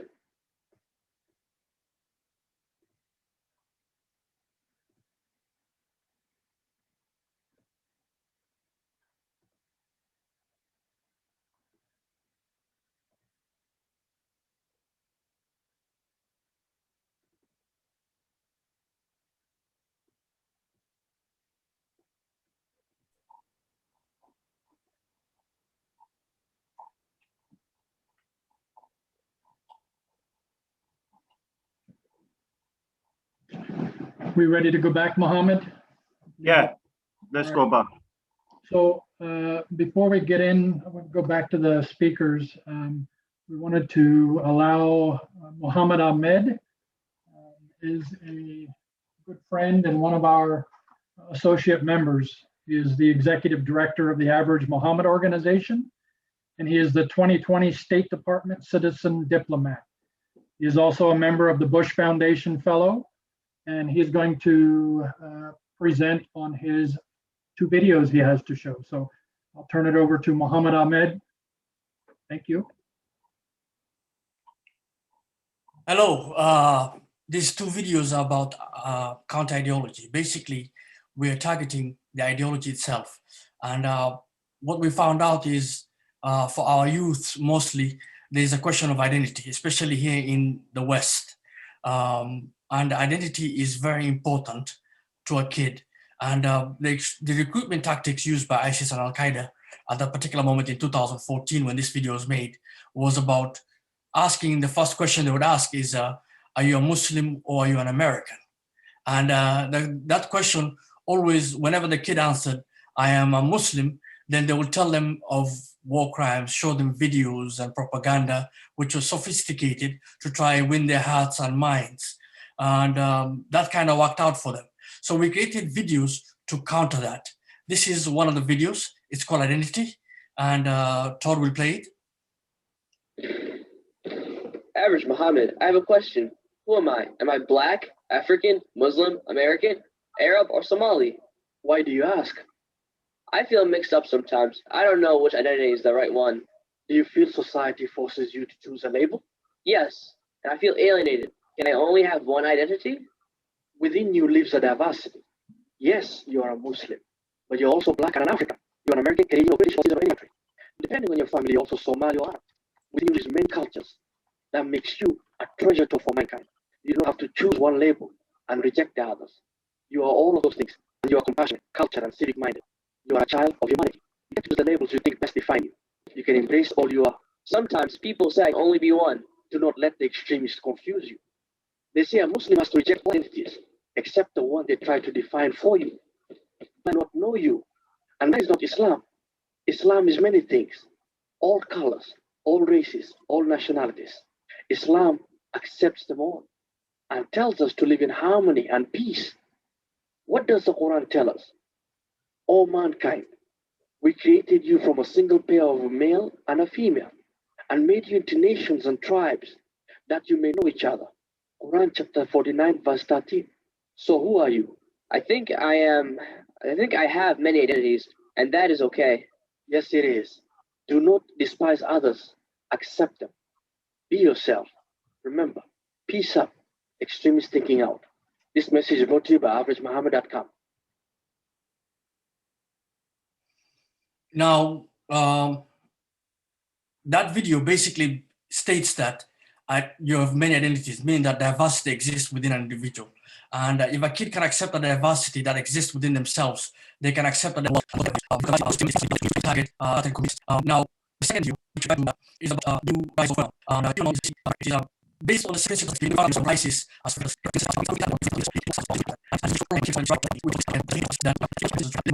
is will not. I'm working on that one. Yes.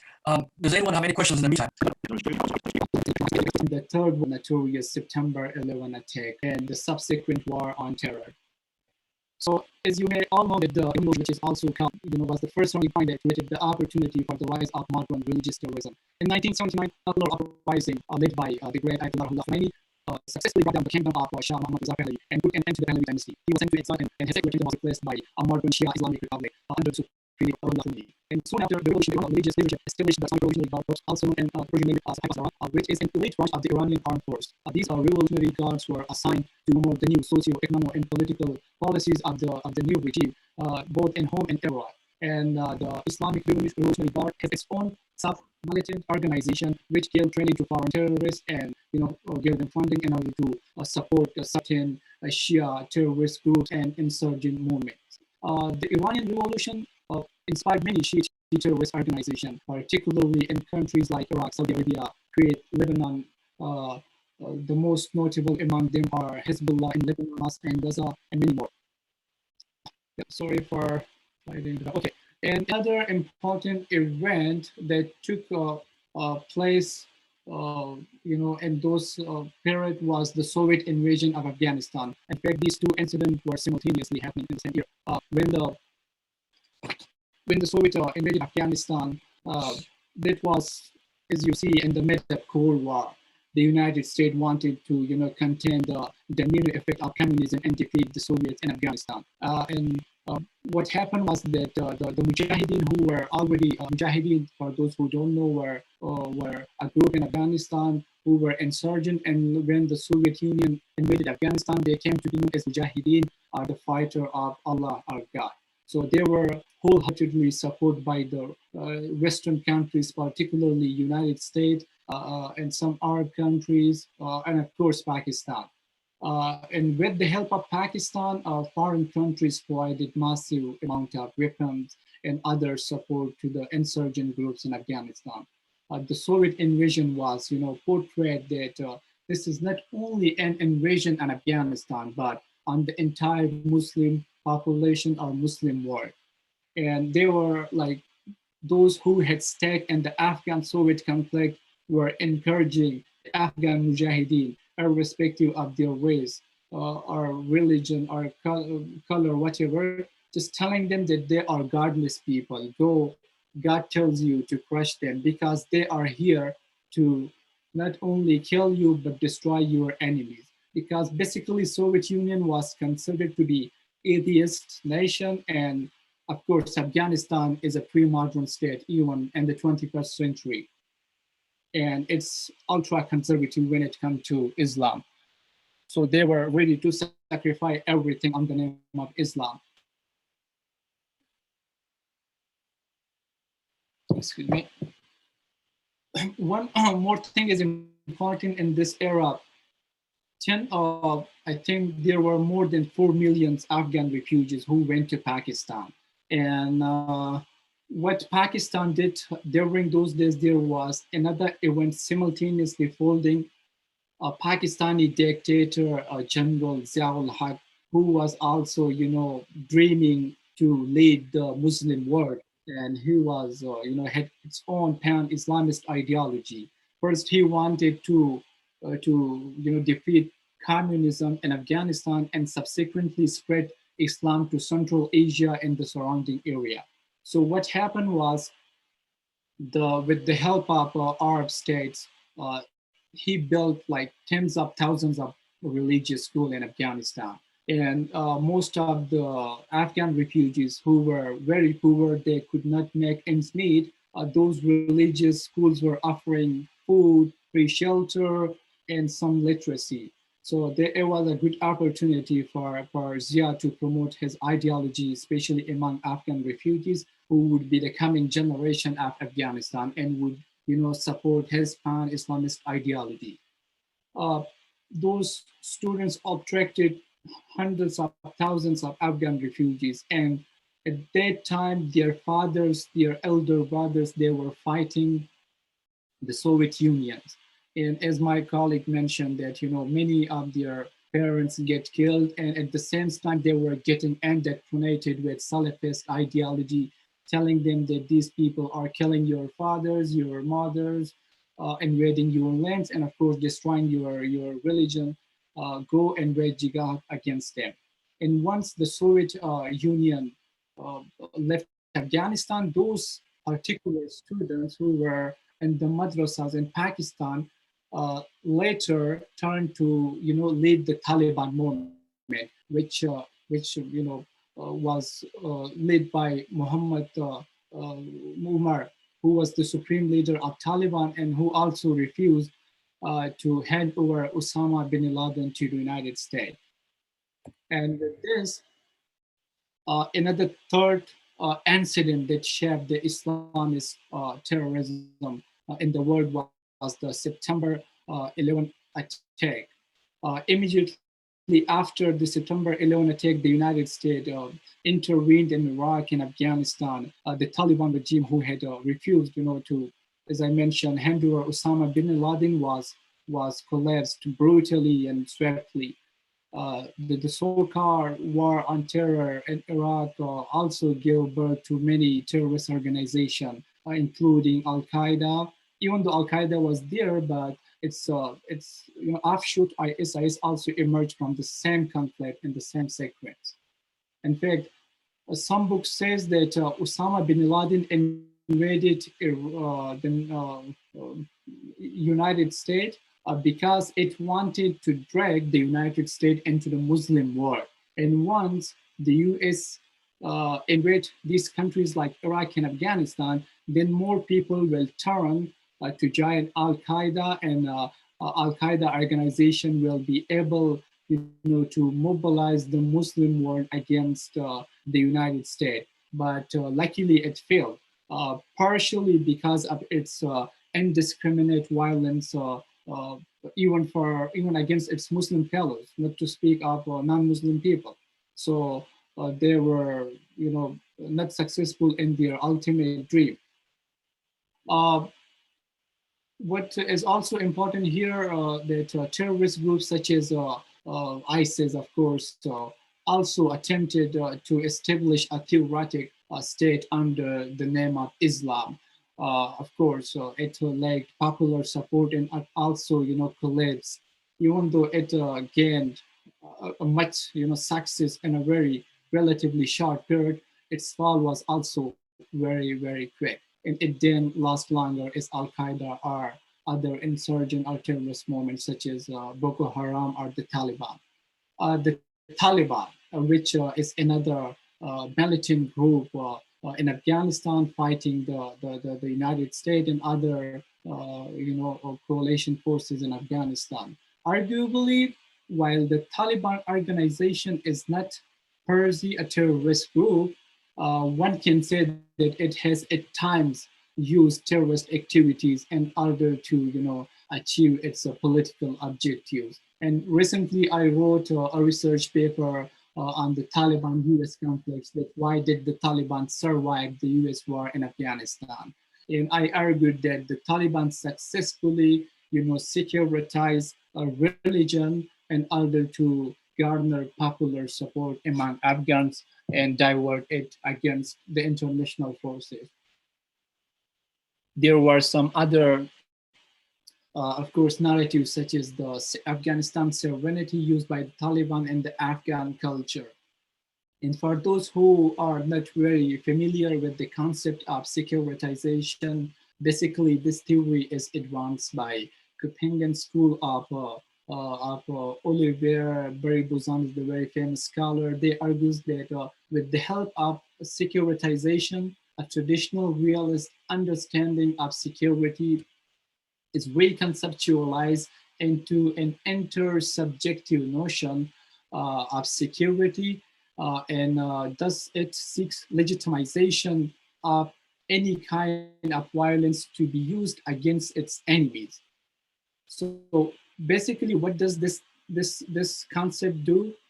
It transfers any issue into a security issue. And when the Taliban, when the Osama bin Laden attacked 9/11, what did United States did in terms of this treaty? It securitized the 9/11, and the Taliban and Al Qaeda, portraying them as a serious threat to the national security of the United States.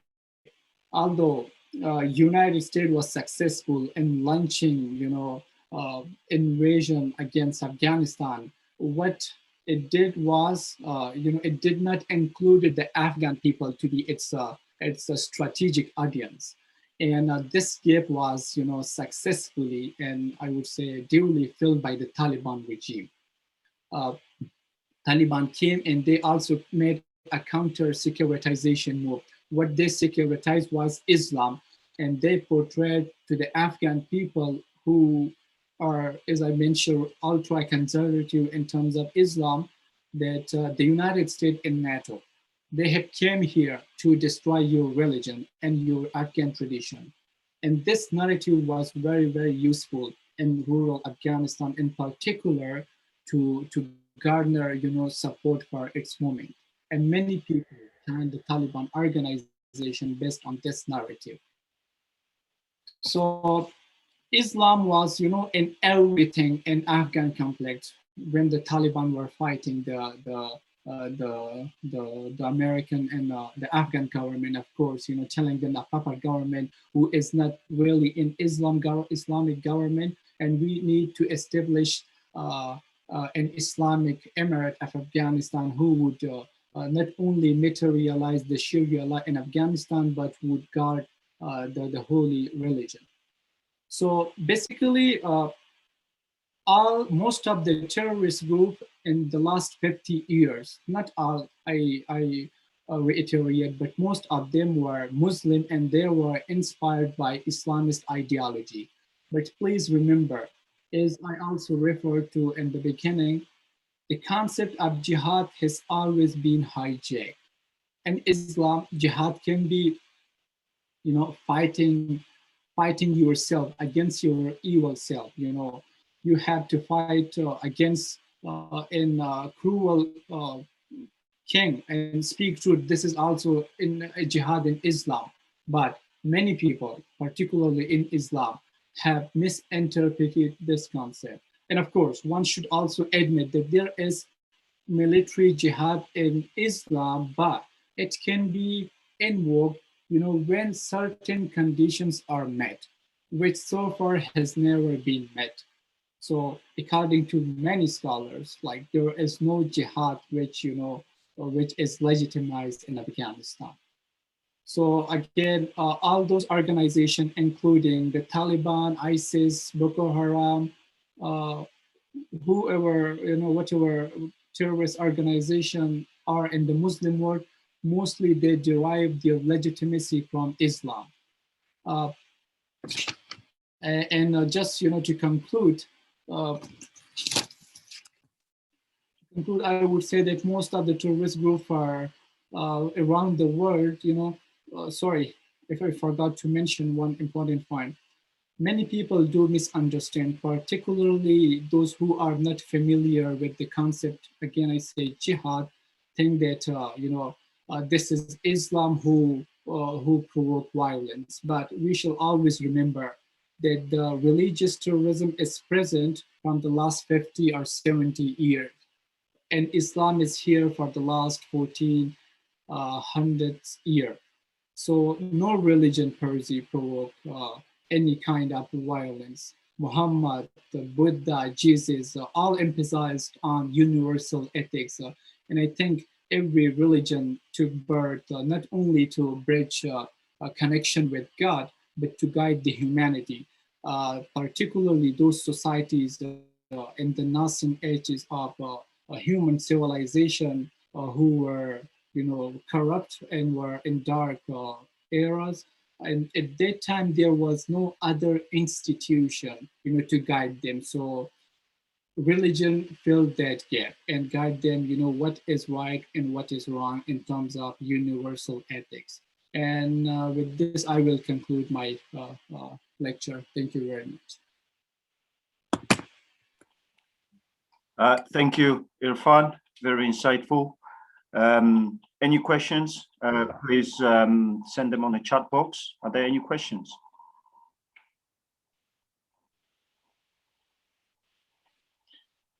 Okay, so we've got a question from JV. Irfan, how would you view Iran's involvement in the events, say, last 3 years in Iraq? Religion motivated or aggravated, or you will write it off some on the way? Or would you rather classify it as a state-sponsored terrorism or just write it off as a regional power struggle? Yeah, this is a great question. So the state-sponsored terrorism has always been played in the background of Islamist terrorism. As I mentioned, Pakistan were, playing Islamic card, to indoctrinate those foot soldiers. But in the backdrop, what was being played was its pan-Islamist agenda. So Iran is doing the same thing in Lebanon and Iraq, trying to those fighters who are on the ground mostly, for them it's like a jihad. But those at the leadership level, they think what's going on in the reality. So of course, Iran also, has a notorious history of state-sponsored terrorism, not only in Iraq, but of course in Afghanistan also. Thank you. Just a quick question. Would you say the crisis or the conflicts in Middle East has created more room for terrorism around the world? Yes, I would say it definitely contributed. The involvement of foreign nations in those areas has always provoked, terrorism and extremism, because no matter how much a society is peaceful, there are always certain elements who would exploit the situation.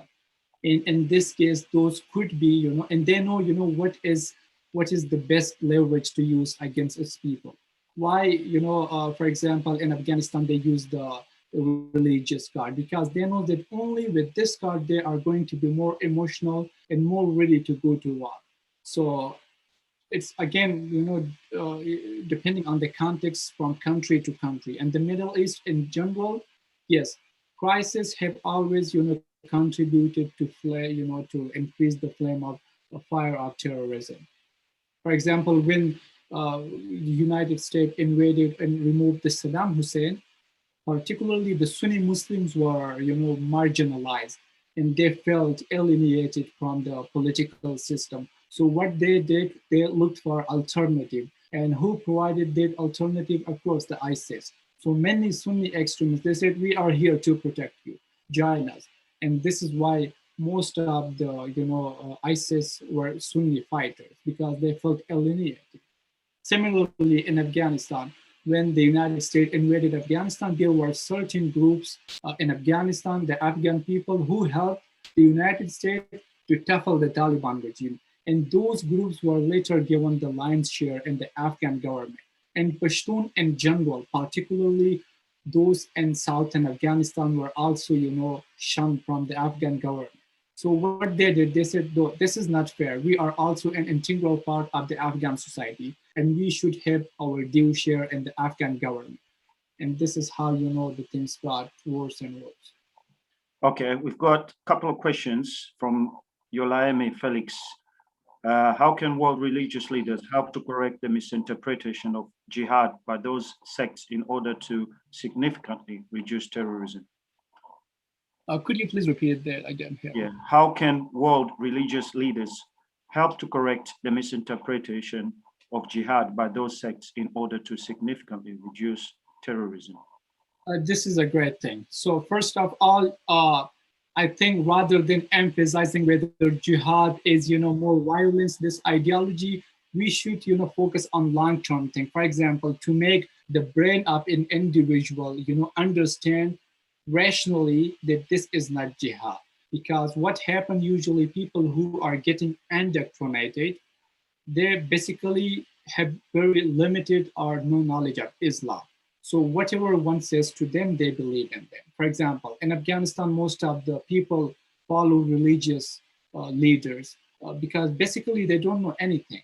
So whatever is being told to them, they will believe in them. But a rational person, he will question, that kind of thought.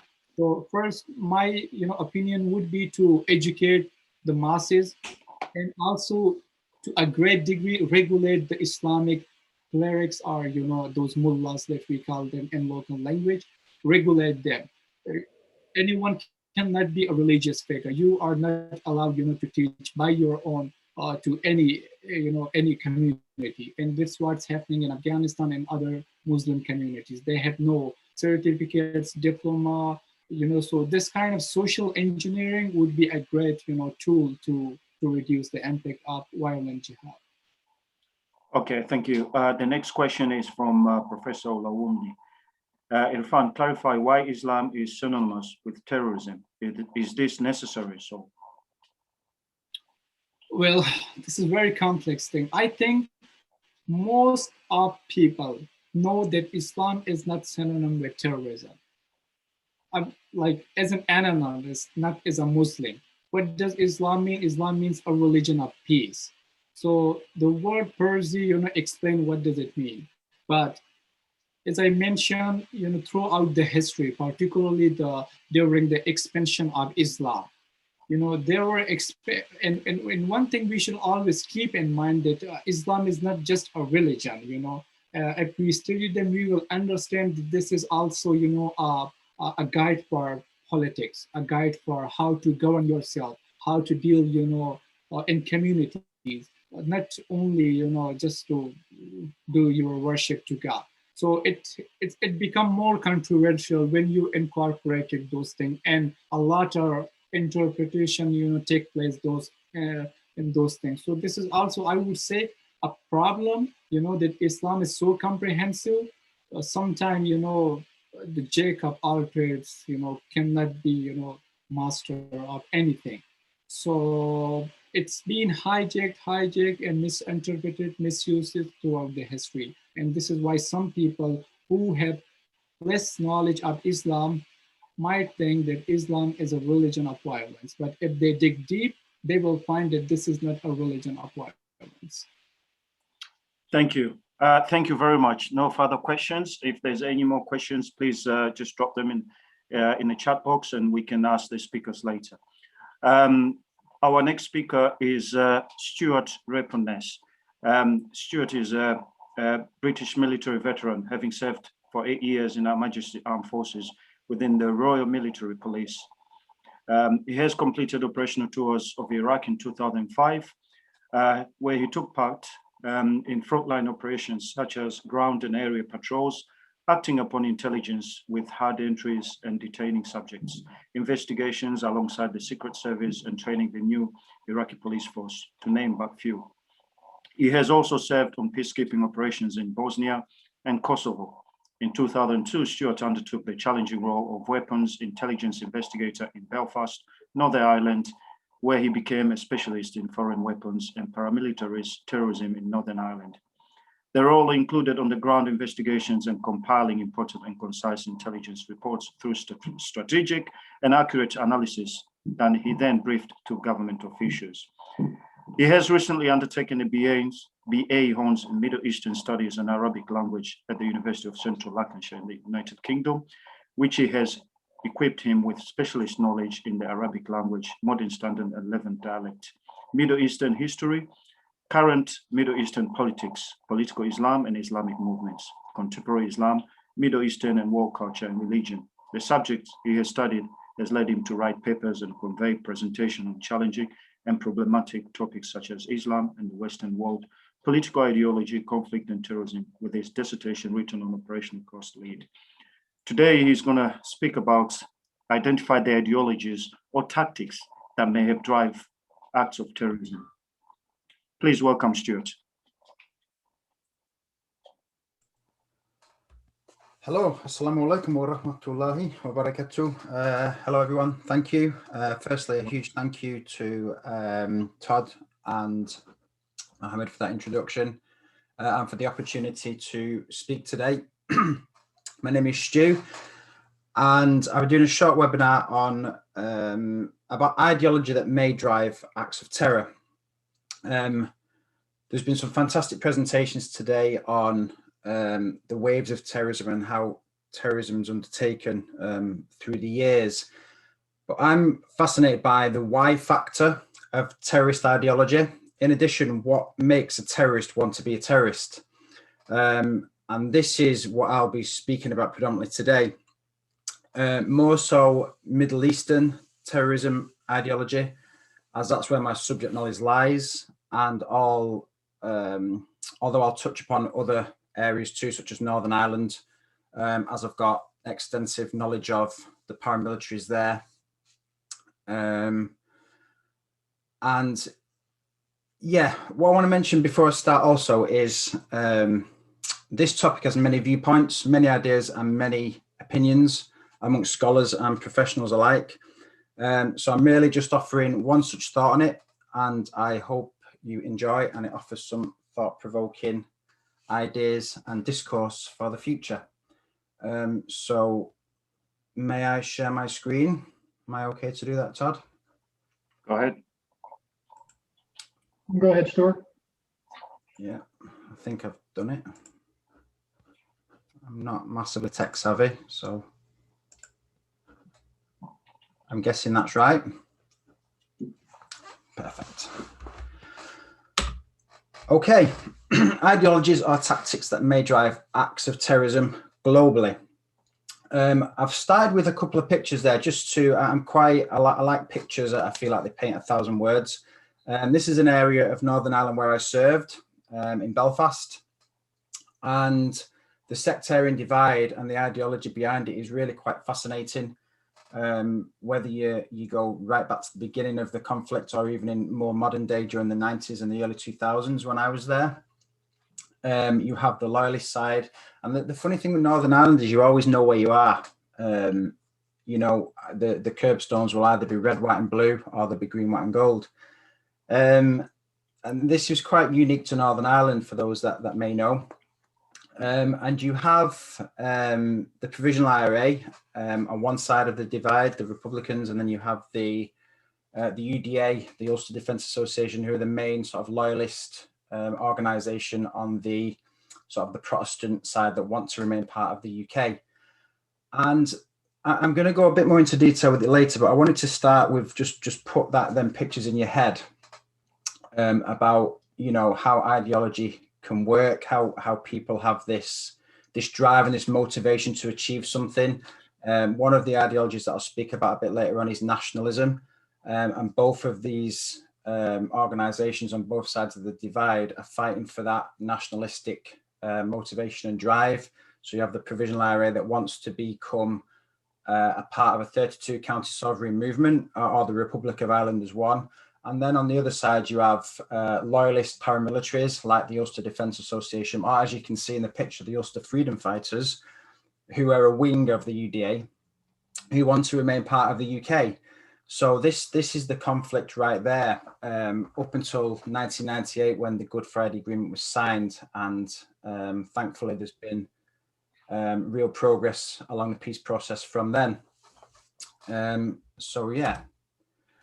So my aim today is to understand ideology, investigate why ideology may drive or motivate acts of terror, and why this leads to terrorism. What is it that motivates these people to carry out acts of terror?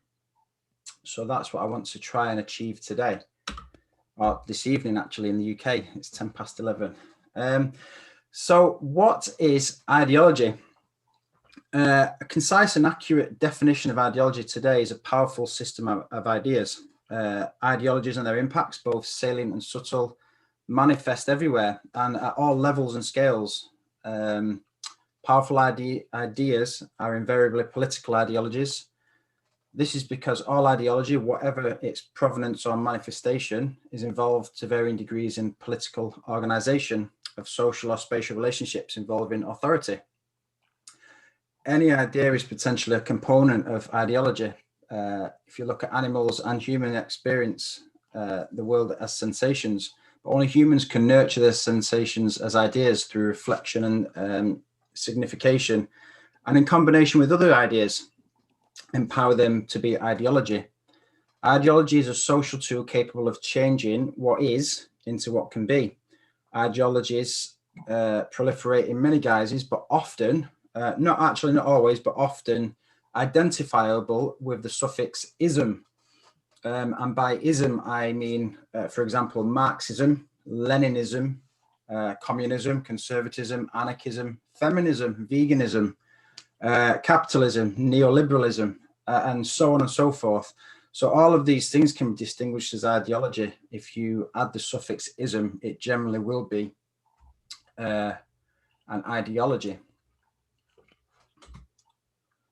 So understanding the context of ideology is important, as it allows us to get an understanding of why people join these militant organizations or these terror networks, terror listed organizations, or even to become terrorists, whether they're lone wolves or part of a wider network.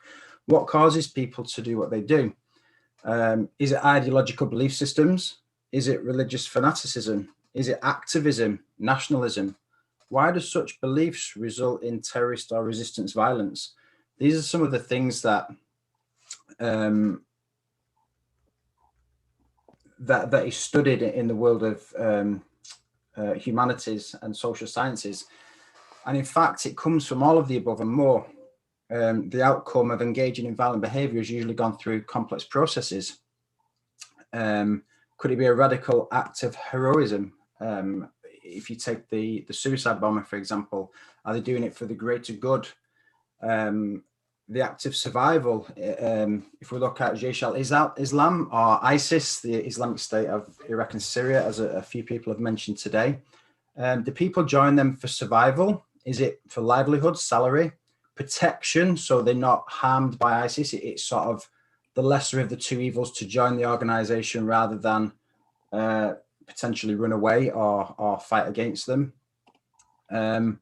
You know, why do people take up arms in armed conflicts such as the IRA or Hezbollah, the Party of God in Lebanon, which is the Shia militant wing of Iran, or the proxy of Iran?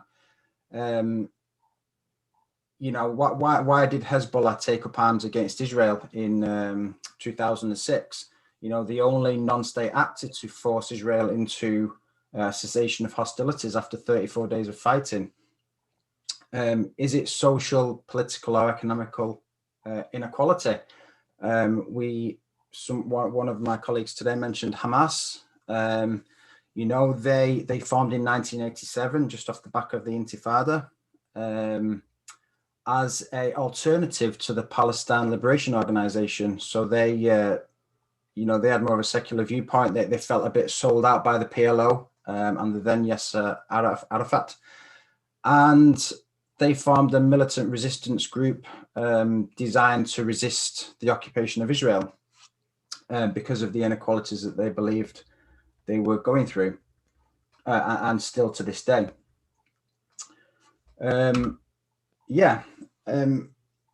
We started today, I think it was Royce, one of my colleagues, he talked about the nuances with terrorism and how to define it. Now, speaking under the United Kingdom, and the way the law works in the United Kingdom, this is the Act, the Terrorism Act 2000. And I wanted to put this in just to bring out a couple of things that we can match with ideology, such as the use or threat is designed to influence governments or international government organizations. You know, it involves such acts of violence against a person. Now, this is the act that the UK uses to try people under the act of terrorism. I'll come on to the Manchester bombing later on, and a few other things that have happened where this act would take place. So yeah, it's it's full of nuances because there's no real global definition. I wanted to highlight that this is what the UK or the United Kingdom define as the act of terrorism.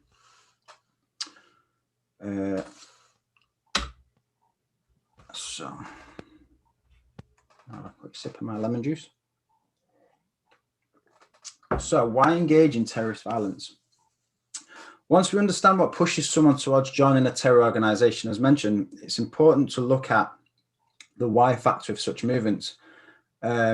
Is it political strategy like the IRA? They wanted to force the government into, you know, a peace process or getting something back. Again, if we take Hezbollah as an example, in the 2006 war, they initiated with the capture or kidnap of a few IDF, the Israeli Defense Force soldiers along the border of Lebanon and northern Israel.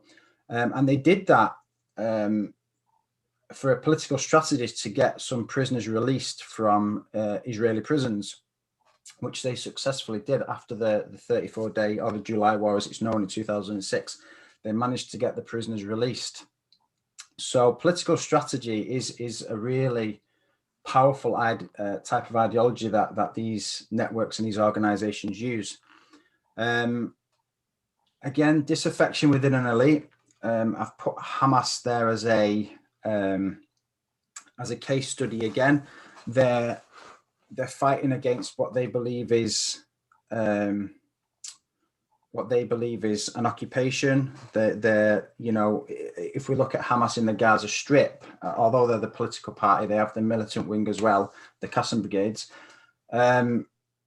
They're resisting the occupation. That they have a blockade that's, you know, they're trapped. They have the sea on the other side that the Israeli Navy controls, and then Egypt also borders them. So, as Noam Chomsky states, as Noam Chomsky defines them as they're locked in an open prison.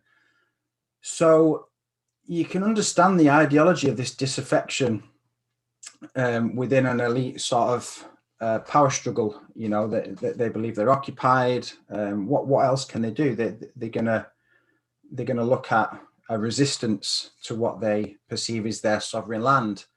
And then we have religious as well. And I've used the Army of God just to put a little bit of a different spin on it.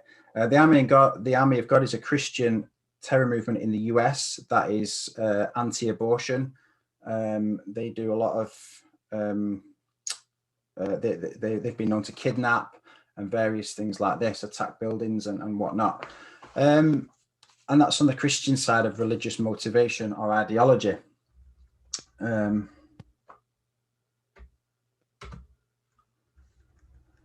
Now, another one, lack of opportunity in a political game. Now, the Houthis, I've brought the Houthis into it because it's quite current in the news and in the political arena, especially on the world stage. The Yemen crisis, or the Yemen conflict, also known as the Yemen crisis, has become one of history's worst humanitarian disasters the world's ever seen. It's reported to have an estimated 112,000 people have lost their lives as a direct result of the conflict. Now, Donald Trump listed the Houthis as a terrorist organization very recently. Now, I believe that the Biden administration is trying to reverse that due to the implications that it may cause. So I've included them because they're quite a unique type of people. They lack opportunity in a political game. I've put the bullet points there, but I'm gonna read through anyway. The Houthis are primarily a northern Yemen-based Zaidi Shia political and paramilitary movement, also known as Ansar in Arabic, which means the Party of God, whose lineage comes from the fifth Imam, Zayd ibn Ali, and the descendant of the Prophet Muhammad, peace be upon him, whose theology lies in the duty of fighting political injustice and corruption. They were founded in 2004 by the Houthi family, and the Houthis have become a strong anti-establishment movement that has taken on a Saudi-led coalition against them since 2014. It was actually slightly before that, but the real kind of conflict kicked off in 2014, the success of which has gained popular support from Iran and its armed Lebanese movement known as Hezbollah. At the time of the Yemen uprising, which was sort of the Arab Spring, if you remember, in 2011 onwards, the country was governed by President Saleh, who was forced to step down in 2012 due to many areas of discontent, including a long-standing struggle with the Houthis. And under the pressure of the US and the Saudi government, Sunni Vice President Mansour Hadi took over office under the GCC, the Gulf Cooperation Council agreement. Now, in 2014, an interesting plot twist of affairs took place with the Houthis. Both the supporters and sympathizers of the outgoing President Saleh, including members of the army who were loyal to him, and the Houthis appeared to be left out of the GCC UN brokered deal for the new government, which was what the original discontent was about, was that the Houthis felt like they were lacking opportunity in the political game. They wanted more of a voice. They felt that they had inequalities against them. So when they were brought to the table, they felt that they were left out again. The two factions, so the Saleh loyalists and the Houthis, ultimately found common ground and a common enemy in the new vice president and the GCC plan. The Houthis and Saleh's allies collectively captured the capital of Yemen, initiating President Hadi to call on Saudi Arabia to help fight against the Houthis, which was agreed. And then the Saudi Arabian-led military operation, known as Operation Decisive Storm, was authorized to commence. The Saudi ambassador to the US stated the military campaign was sets out to reduce the Iranian influence in the region. Now we can go down the lines of a proxy or a bigger power struggle between Saudi Arabia and Iran, and using the Houthis as a proxy of Iran, but that's not what I'm getting at with this. I know that exists. I've wrote a paper on this, but I'm trying to get at the ideology of the Houthis. So yeah, they set out to re-establish the international recognized Hadi-led government, and finally to hinder and restrain the threat of the Houthis. Now, from 2015, the Saudi-led coalition consisted of the UK and the US, military support from the UAE, Qatar, Egypt, Sudan, Bahrain, Kuwait, Morocco, Jordan, and Pakistan. They all provided varying degrees of military involvement, and the campaign was initiated. It's worthy of note, though, that the coalition are all Sunni majority and Sunni governed countries, with the exception of Bahrain, who has a majority Shiite population, which could be considered a sectarian coalition. Nevertheless, this did not deter or even stop the increase in Houthi retaliation, and perhaps due to the military and intelligence support of Iran and its international arm of Hezbollah. Now, given the accelerated spread of Houthi influence and strength, one can argue this would indeed have a case to cause worry to the leaders in neighboring Saudi Arabia, fearing a Shia-led challenge to Saudi's southern border. Moreover, the recent Iranian support towards the Houthis is absolutely clear to Saudi Arabia, having equipped the Houthis with advanced technology, weaponry, training, and permitting them to fire rockets and other projectile weaponry across the border into Saudi Arabia, such as the Houthi claimed rocket attack on a Saudi oil facility in Jeddah in November 2020. And this target was 700 kilometers to the north. So this demonstrates that this organization known as the Houthis and the ideology that they have to overthrow a government, gain control of the country with the help, funding and support of Iran and Hezbollah, that they can demonstrate this advanced sort of non-state military and their arsenal that they have at their disposal. It's quite astonishing, really. Due to the ideological goals of the Houthis, they now control many parts of the country, including the seaports, government buildings, and more. We look at the ideology of political strategy in this case, social and economical inequality, which they believed they had. One can see that the Houthis fall within these two paradigms. Now, when one looks at the ideology of state-sponsored funded terrorism such as Iran, this topic is for another day. As I've mentioned, but I hope I've tried to make my case with two ideologies there, using this as a case study. I'm going to go a little bit more in depth now. I hope everyone's still with me.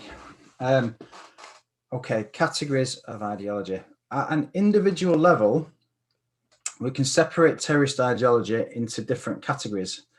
For example, rational terrorism, or the rational terrorist. One would think through his objectives and options available. He equates a cost-effective plan and analysis, such as the assassination of the Israeli Prime Minister Yitzhak Rabin a few years ago by a Jewish extremist, what was his name, Yigal Amir, who shot him in the back in front of full view of the Israeli security officers. When questioned, he stated he acted fully within the requirements of the halakha, the Jewish code, and according to this legal code, one can kill the enemy. So we can use this as an example for rationality or rational ideology. Psychological ideology for terrorism comes from the person's personal dissatisfaction with their life and or accomplishments within their life. We also have cultural ideologies, the notion of being the outsider, and this one I think resonates a lot with Islam in the West. And I think Molly touched upon it earlier. The French secular banning of the hijab in France, it kind of puts a theory of them and us, and the motivation being a threat to the people's ethnicity, for example, or their culture, such as the banning of the hijab. We also have religious ideology, such as Taimur Abdul Wahab, who attempted if you remember or know of the Stockholm bombing, which was in retaliation to the cartoon drawings of the Prophet Muhammad, peace be upon him. Now, we can take it up a step to group level ideology. Dramatic national events. Again, this was touched upon by a colleague tonight. Terrorism can spawn from political activism, such as when a group attempts to redirect a government or society's attention. It can also grow out of a dramatic event in a nation. Now, if you look at the very sad day that George Floyd lost his life, the US erupted. And not only the US, the world erupted in protest. The Black Lives Matter movement went global. Now, I'm not saying that it's grown into a terrorist organization, but by example, I'm trying to explain how political activism can spread like a wildfire. And this is the point. A dramatic national event can cause this explosion of activism. National events where nations become the victims of invasions or terrorist attacks, which was again touched upon earlier. These events will shape the behavior and culture of the people. I think Molly mentioned about the children in Iraq. It's quite funny actually that that's mentioned, because when I served in Iraq, I used to see a little boy every day on one of our patrols who was orphaned. His parents were sadly killed in an air raid or a aerial bombing attack. And I often wonder now what he will be thinking, 2005 to now was 20 years ago or so. I wonder what he's thinking now towards the UK, the US, and the coalition forces. So it's a very interesting part of ideology. This, that it will shape the behaviour and culture of the people. For example, again, the invasion of Afghan by the Soviets. The invasion destabilised the country, which led to a breakdown of government authority. This led to a civil war and eventually the rule of the Taliban. National events can also include forced migration. Again, I'll use the Palestinians in 1948, the Israeli Declaration of Independence from British Mandate, mass executions and massacres, such as the Kurds at the hands of Saddam Hussein, and of course, more recently, mass killings by ISIS. These national events shape people's ideology. And it's really trying to get your head around this, that you really start to understand what motivates people to join these networks and the thought process of what people have against countries such as the UK and the US. We also have traumatic events. when an individual or a nation or a specific group of people is subjected to traumatic events that has lasting effects. Again, I'll just reiterate, take it, for example, children living through times of political violence or oppression. And I look to the Palestinian Intifada from 1987 up until the signing of the Oslo Accords. These children that are growing up during that occupation are going to grow up absolutely hating the West, the British, the Israel, the US that supports Israel, and so on and so on and so on. And this ideology will just grow through parents repeating it to the kids repeat it to their kids. And like Molly quite rightly said, it's generational ideology. And that picture that I have there is of Hezbollah, actually. And you can see how professional they do look. They're all uniformed, you know, and they are a real non-state actor military that are prepared to go to war with Western superpowers, you know, and it's this ideology that drives it. Okay. So we know that certain events can lead to groups or individuals wanting to fight back, but how do they justify it? How do they, you know, a normal thinking person justify their actions? This type of motivation is where there is absolutely no grey areas, moral conviction I'm talking here now, sorry. In their cause, methods used are absolutely justifiable and arises from a group who conclude they've been morally wronged by a powerful, immoral or evil enemy. This perceived enemy is one of betrayal, exploitation, violence and repression against the group. Again, we can look at Hamas as an example. They believe they've been wronged by a powerful force, which is Israel and their supporters. Following the 1948 birth of Israel and their Declaration of Independence, the Palestinians believe they've been repressed and exploited. If we look at the blockade on the annexed Gaza Strip, the exploitation of land and the violence used against them, such as Operation Cast Lead in 2008, which is what I've wrote part of my dissertation on. One can understand the thought process and ideology there for the motivation. You know, I'm not here to discuss what happened was morally right or wrong, but I am explaining that moral conviction applies here, and these believed and perceived actions, such as the blockade, justifies Hamas's war against Israel. You know, they will not accept their right to self-determination or autonomy, and that is their manifesto, and that's their moral conviction. These conclusions also carry some weight if we look back at Western imperialism and exploitation. For example, the historical evidence is catalogued and used for motivation to the groups. The second group of people under moral conviction is those who believe they hold moral superiority, such as religious beliefs. The motivation is wholly, in this case, these people hold a sense of purity that materializes into good versus evil. In this setting, there is no compromise, and terrorism is the only legitimate option. And ISIS is a good example of this, although ISIS hold other objectives as well, such as creating a caliphate and strict adherence to Wahhabism and Sharia law. So, seeking utopia. Terrorist groups or militant groups can envisage some form of utopia. To ISIS, this is a caliphate. Utopia can also mean the destruction of an existing rule. In other words, any system is better than the one that is existing right now, and the destruction alone is justifiable in their objectives. The utopia imagined can differ from group to group. For example, religious terrorists seek to create a god at the helm with a society that has a strict adherence to the letter of the holy laws of their faith. Again, we can use ISIS in this example and its strict version of Islam, as I've just mentioned, known as Wahhabism. And its adherence to Sharia law. Whichever belief system is adopted, it's accepted that the promised land, i.e. this utopia or the seeking of utopia, far outweighs the current paradigm which one is in. The revolution will bring utopia, so trial and tribulation must happen to achieve its end goal. And lastly, terrorists invariably believe that their actions are justified and consequently take on the code of self-sacrifice as their daily routine. They believe their codes are far superior than those who are not part of them. Terrorist actions taken within these codes are justified because the code pardons the true believer and absolves them of any responsibility or what normal societal behavior would have them dictate. Excuse me.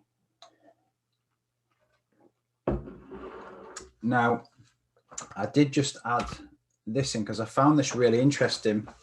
A member of the Provisional IRA once said to the author Tony Parker, "I don't expect to be judged by your rules. If Brits do that, then they'll see the IRA as a lot of ruthless maniacs," which by their definition, I suppose we are. Ruthless, definitely yes. And maniacs, if that's what people who are never going to see sense as you define it, well, yes, then that would be an appropriate word. The IRA has its own logic, and oh no, it's not yours. So I've put that in again, just to reiterate, resend home that they, you know, these ideologies are logic to these groups, these individuals, these people that are striving to achieve something. And I thought this was quite a unique thing that this guy said. Now, we're not far off. Other factors to consider. Unstable states, whoops, lost my notes. Unstable states offer a breeding ground for terror organization to grow. If we look at Syria, for example, the civil war between the regime of Assad and the rebels has led to other key players becoming involved in the country, such as ISIS. You've also got the Al-Nusra Front, formed in 2011, was considered Al-Qaeda's ideological successor, who are in Syria. You've also got Hezbollah, who are fighting for the Assad regime on behalf of the Syrian regime. Hezbollah and Iran plan to remain in Syria until it is fully liberated from, as they quote, terrorists. And the reason for this is because Hezbollah supports the Shia Assad regime, as Syria and indeed Assad has supported, funded and equipped Hezbollah since its inception in 1982. Hezbollah, by the way, is a fascinating organization that right back from the civil war, how it became into existence, how it had internal wars with Amal, and how it now sort of is a nation within a nation, a state within a state. You know, it's such a remarkable history and timeline how Hezbollah have got to where they are. Anyway, and Jaish al-Islam are also fighting around 10,000 fighters in the unstable state of Syria right now. Occupation. In general, terrorist organisations such as the Irish Republican Army and its splinter groups, such as the Irish National Liberation Army, known as INLA, KIRA, Continuity IRA, and the RIRA, the Real IRA, will attack those who are members of or cooperate with foreign occupying forces. In this case, UK forces. Using the Provisional IRA as an example, which is the largest Republican terrorist group, their target selection is fairly simple. Anyone who's a member of the security forces or who aids British presence in Ireland is automatically considered a member of British occupation and thusly a legitimate target. So this drives ideology, nationalistic ideology, really quickly. It's funny, when I was in Northern Ireland, I dealt with a lot of paramilitary attacks, especially on the Unionists. And one that springs to mind was I went and investigated a postal device attack on David Trimble's offices, who was the Ulster Unionist Party leader at the time, the UUP. And luckily, the postal device bomb didn't go off. The secretary kind of opened the tape recorder, how they used to make them. The matches scraped the sandpaper inside the envelope, but luckily it didn't function and didn't hurt anyone. But these were carried out by dissident Republicans, and again, it's all to fight this occupation that they believe is under British rule. And finally, propaganda. It's an extremely efficient tool. I'm not going to go too much on this because I know Molly covered a mass part of this, which was really interesting. However, propaganda is an extremely efficient tool to promote terrorism and can be used in different ways. Terrorist organizations use social media, as we spoke about earlier, internet blogs, and they also print publications to make the propaganda, to educate their audiences, recruitment videos, high definition prisoner killing videos, and to spread their ideological rhetoric.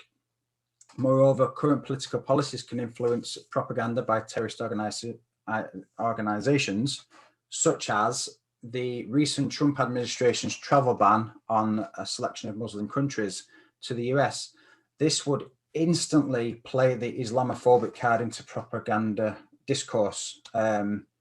You know, it comes back to that cultural them and us theory, that them and us rhetoric, the outsiders. And this will be used as part of propaganda to recruit to these organizations and to ignite this motivation towards terrorism. Okay. Tactics. I hope everyone's still with me. I know it's late. It's late in the UK. Why do some young, healthy men and women kill themselves in order to kill others? The logic of actions are simultaneously murderous and self-destructive is hard for us to comprehend. In the West, public opinion generally perceives suicide terrorists as both bad and crazy, such as hijackers who attacked New York and Washington on that fateful day of 9/11. Now, pictured on the next slide coming up, I have the suicide attacker Salman Abedi, and you may recognize him or the attack in Manchester in 2017. It was quite hard for me, this one, being a Manchester lad, and I live not far from Manchester now. But Salman Abedi is a 22-year-old chap. He walks into an Ariana Grande concert full of young children and parents in Manchester on the 22nd of May and detonated himself, killing 22 people and wounding hundreds. Now, out of the 22, 17 were female, the youngest of which was Safi, and she was just 8 years old. The use of suicide terrorism is not a new concept. If we look at the Japanese kamikaze pilots, for example, in the World War, terrorist violence is employed to convey a message to whichever target audience has been identified by the organization responsible. The violence and randomness of the act instills fear in those not directly affected and directs attention to the cause, often perpetrated against unarmed civilians. Suicide terrorism creates a sense of horror and fragility throughout an affected society, which it did for Manchester. It absolutely shook Manchester. Suicide attacks make up only 3% of terrorist attacks, as I had on the previous slide, but are responsible for 48% of the fatalities as a result of terrorism, which is why I wanted to talk about the influence and power of suicide terrorism as a tactic adopted. Now, the rise of suicide terrorism is often explained in terms of the hurt religious or nationalistic feeling of communities in the Middle East, that they've been humiliated or shamed by Western military alliances, the Israeli occupation, for example, or other un-Islamic institutions. Although clearly part of the picture, such explanations are obviously incomplete as they apply only to populations rather than individuals. And this theory entirely neglects the question of how individual suicide bomber is selected or selects himself from a community that is involved.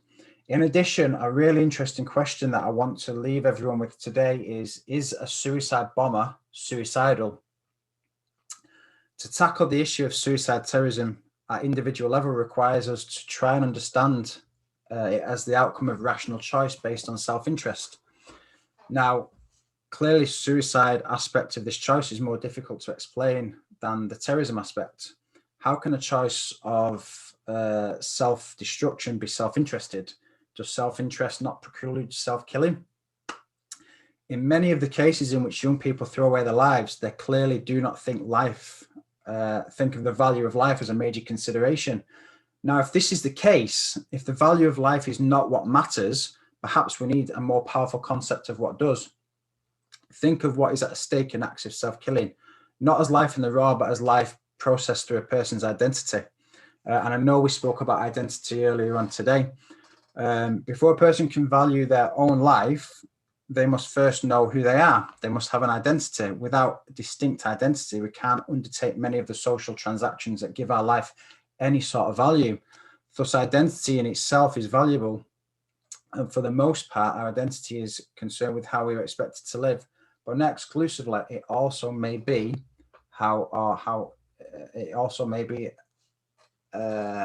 define how we should die.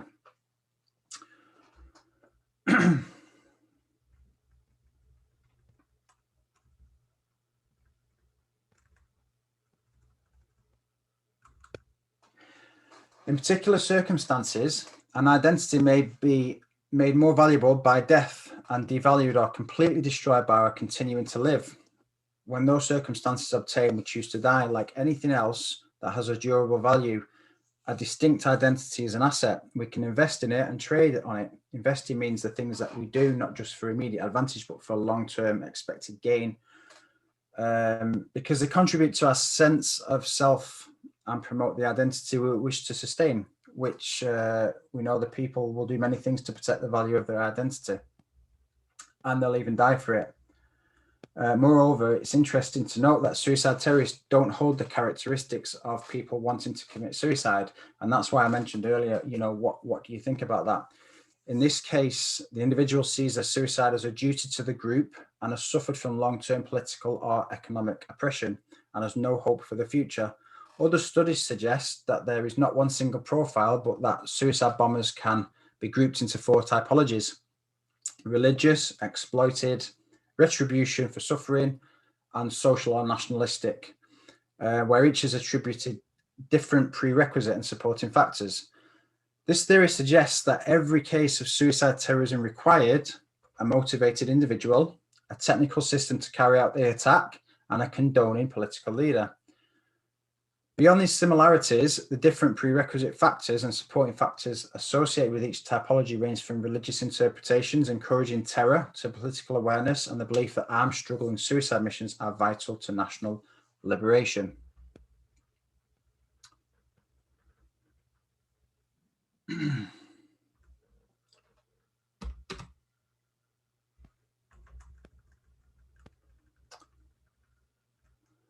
The 7/7 bombings in London, 2005. I was actually in Iraq then.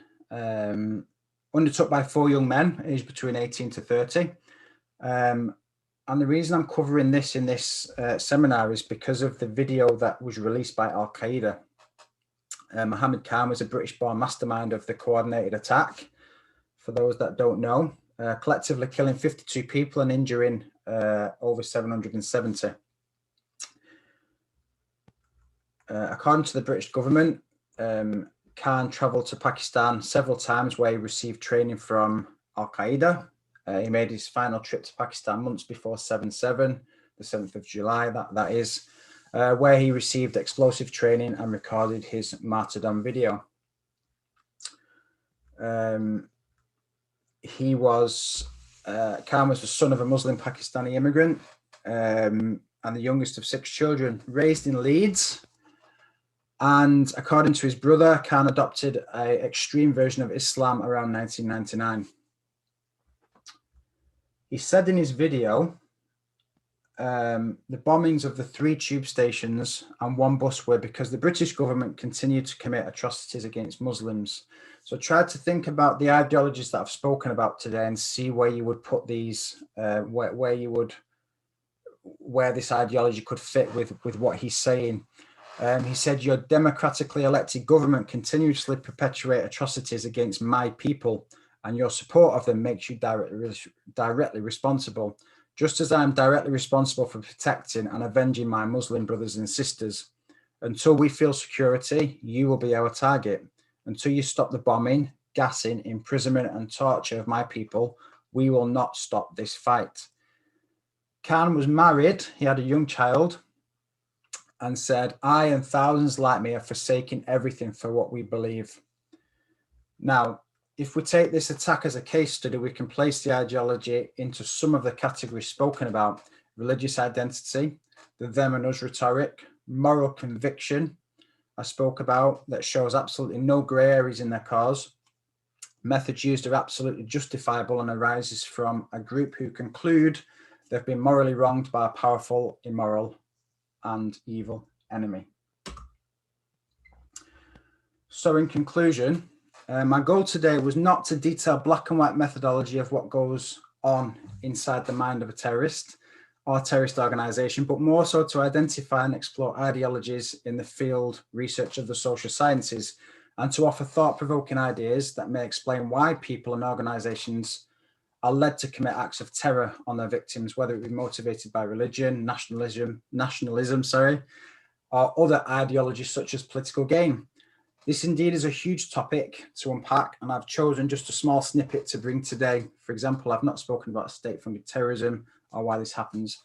But all in all, I hope you've enjoyed my monotone Manchester accented voice, and thank you for listening, and I hope you are well and enjoyed it. And thank you, Todd, and Mohammed, I'll hand back to you. Thank you.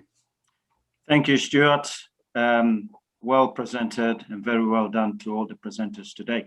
There are a few questions for you, Stu. One of them for Erica. If we consider ideology as a driving motivation when it comes to terrorism and engagement in terrorist activity, would you say that an intense focus on counter ideology will help the fight against terrorism? And furthermore, do you believe that the current contest strategy in the prevent section gives enough importance to ideology and a counter ideology as a way to tackle recruitment and support those most at risk of radicalization? Did she mention prevent then? Did I hear that? Yeah. I think counter ideology strategies are absolutely fantastic. I can speak from first-hand experience with prevent. Back in summer last year, I had a knock on my door by 2 prevent officers who wanted to know why I was teaching my children Arabic. One of my sons had mentioned in school that my dad's teaching me Arabic because I speak Arabic. And then they went to my Instagram and saw me with a picture of me wearing a shamag. So they came round to see what was going on. So I think that the system's working. And I had a really good chat with the 2 Cheshire police officers who said that they're doing really good work in this area. And equally the chap that was on just before me that was showing that video as a form of counter ideology is a really good thing. And I think education is definitely the way forward. If you take the peace process and all that, things like this that lead to peace, political solutions, again, there's always 2 sides to every argument. But what Trump did in the Middle East recently with normalizing relations with some the UAE, for example, and Bahrain, all of these things I think can help in this way, albeit you'll still get these hardline resistance movements that will just shut the doors and still fight on. I think this counter ideology is a really good thing, and prevent is a fantastic thing in my book. Just to add to that question, it has been argued recently that prevent strategy is not working, and especially in the prison setting, where you find that offenders are actually coming out of prison not having, and you're seeing after the incidents in London Bridge as well, yes. What's happened. So it has been obviously argued that the prevent strategy is not effective. What do you think of that? Wow, that's a shock to me. I don't work in prevent. I don't know what they do. Statistically, I don't have privy to that. But from what I could see from the work that I've done with different people, I have friends in the NCA and things like that who tell me that. And like I say, they came around and checked on me. So to my knowledge, I would have argued that they're doing what they can do, and if it's not working, I can't answer. I don't know, man. All right, okay. It's just from the cases in London Bridge and the other recent cases where these individuals were sentenced, and this is why there have been changing in the law with regards to now the increasing the sentencing, where terrorist offenders now they have to spend their full time, and even recently there has to be obviously fighting their case at human courts, saying that obviously it's abuse of human rights with regards to torture, where they are not allowed to have a parole because of this. But I think it's a good measures. So I think moving definitely on to communications are key to this as well. Communication between all of the I'm talking UK specifically here, but all of the agencies. So GCHQ, MI5 and 6, prevent, the counter-terrorism policing teams, the government. I think communication is a massive key there, and I don't know if there's a breakdown somewhere. Or something isn't working if it's not working, but it's a shock to hear that. Yeah, so you've got another question from Professor Kunle Olawumni. Do you consider terrorism is, as it is understood today, is provoked by mercantilism on the quest to steal the resources of other cities in the MENA region, in particular, and that ideology is not the immediate cause of terrorism? A very good question. Can you repeat that? Do you consider terrorism, as it is understood today, is provoked by mercantilism or the quest to steal the resources of other states in the MENA region, in particular, and that ideology is not the immediate cause of terrorism?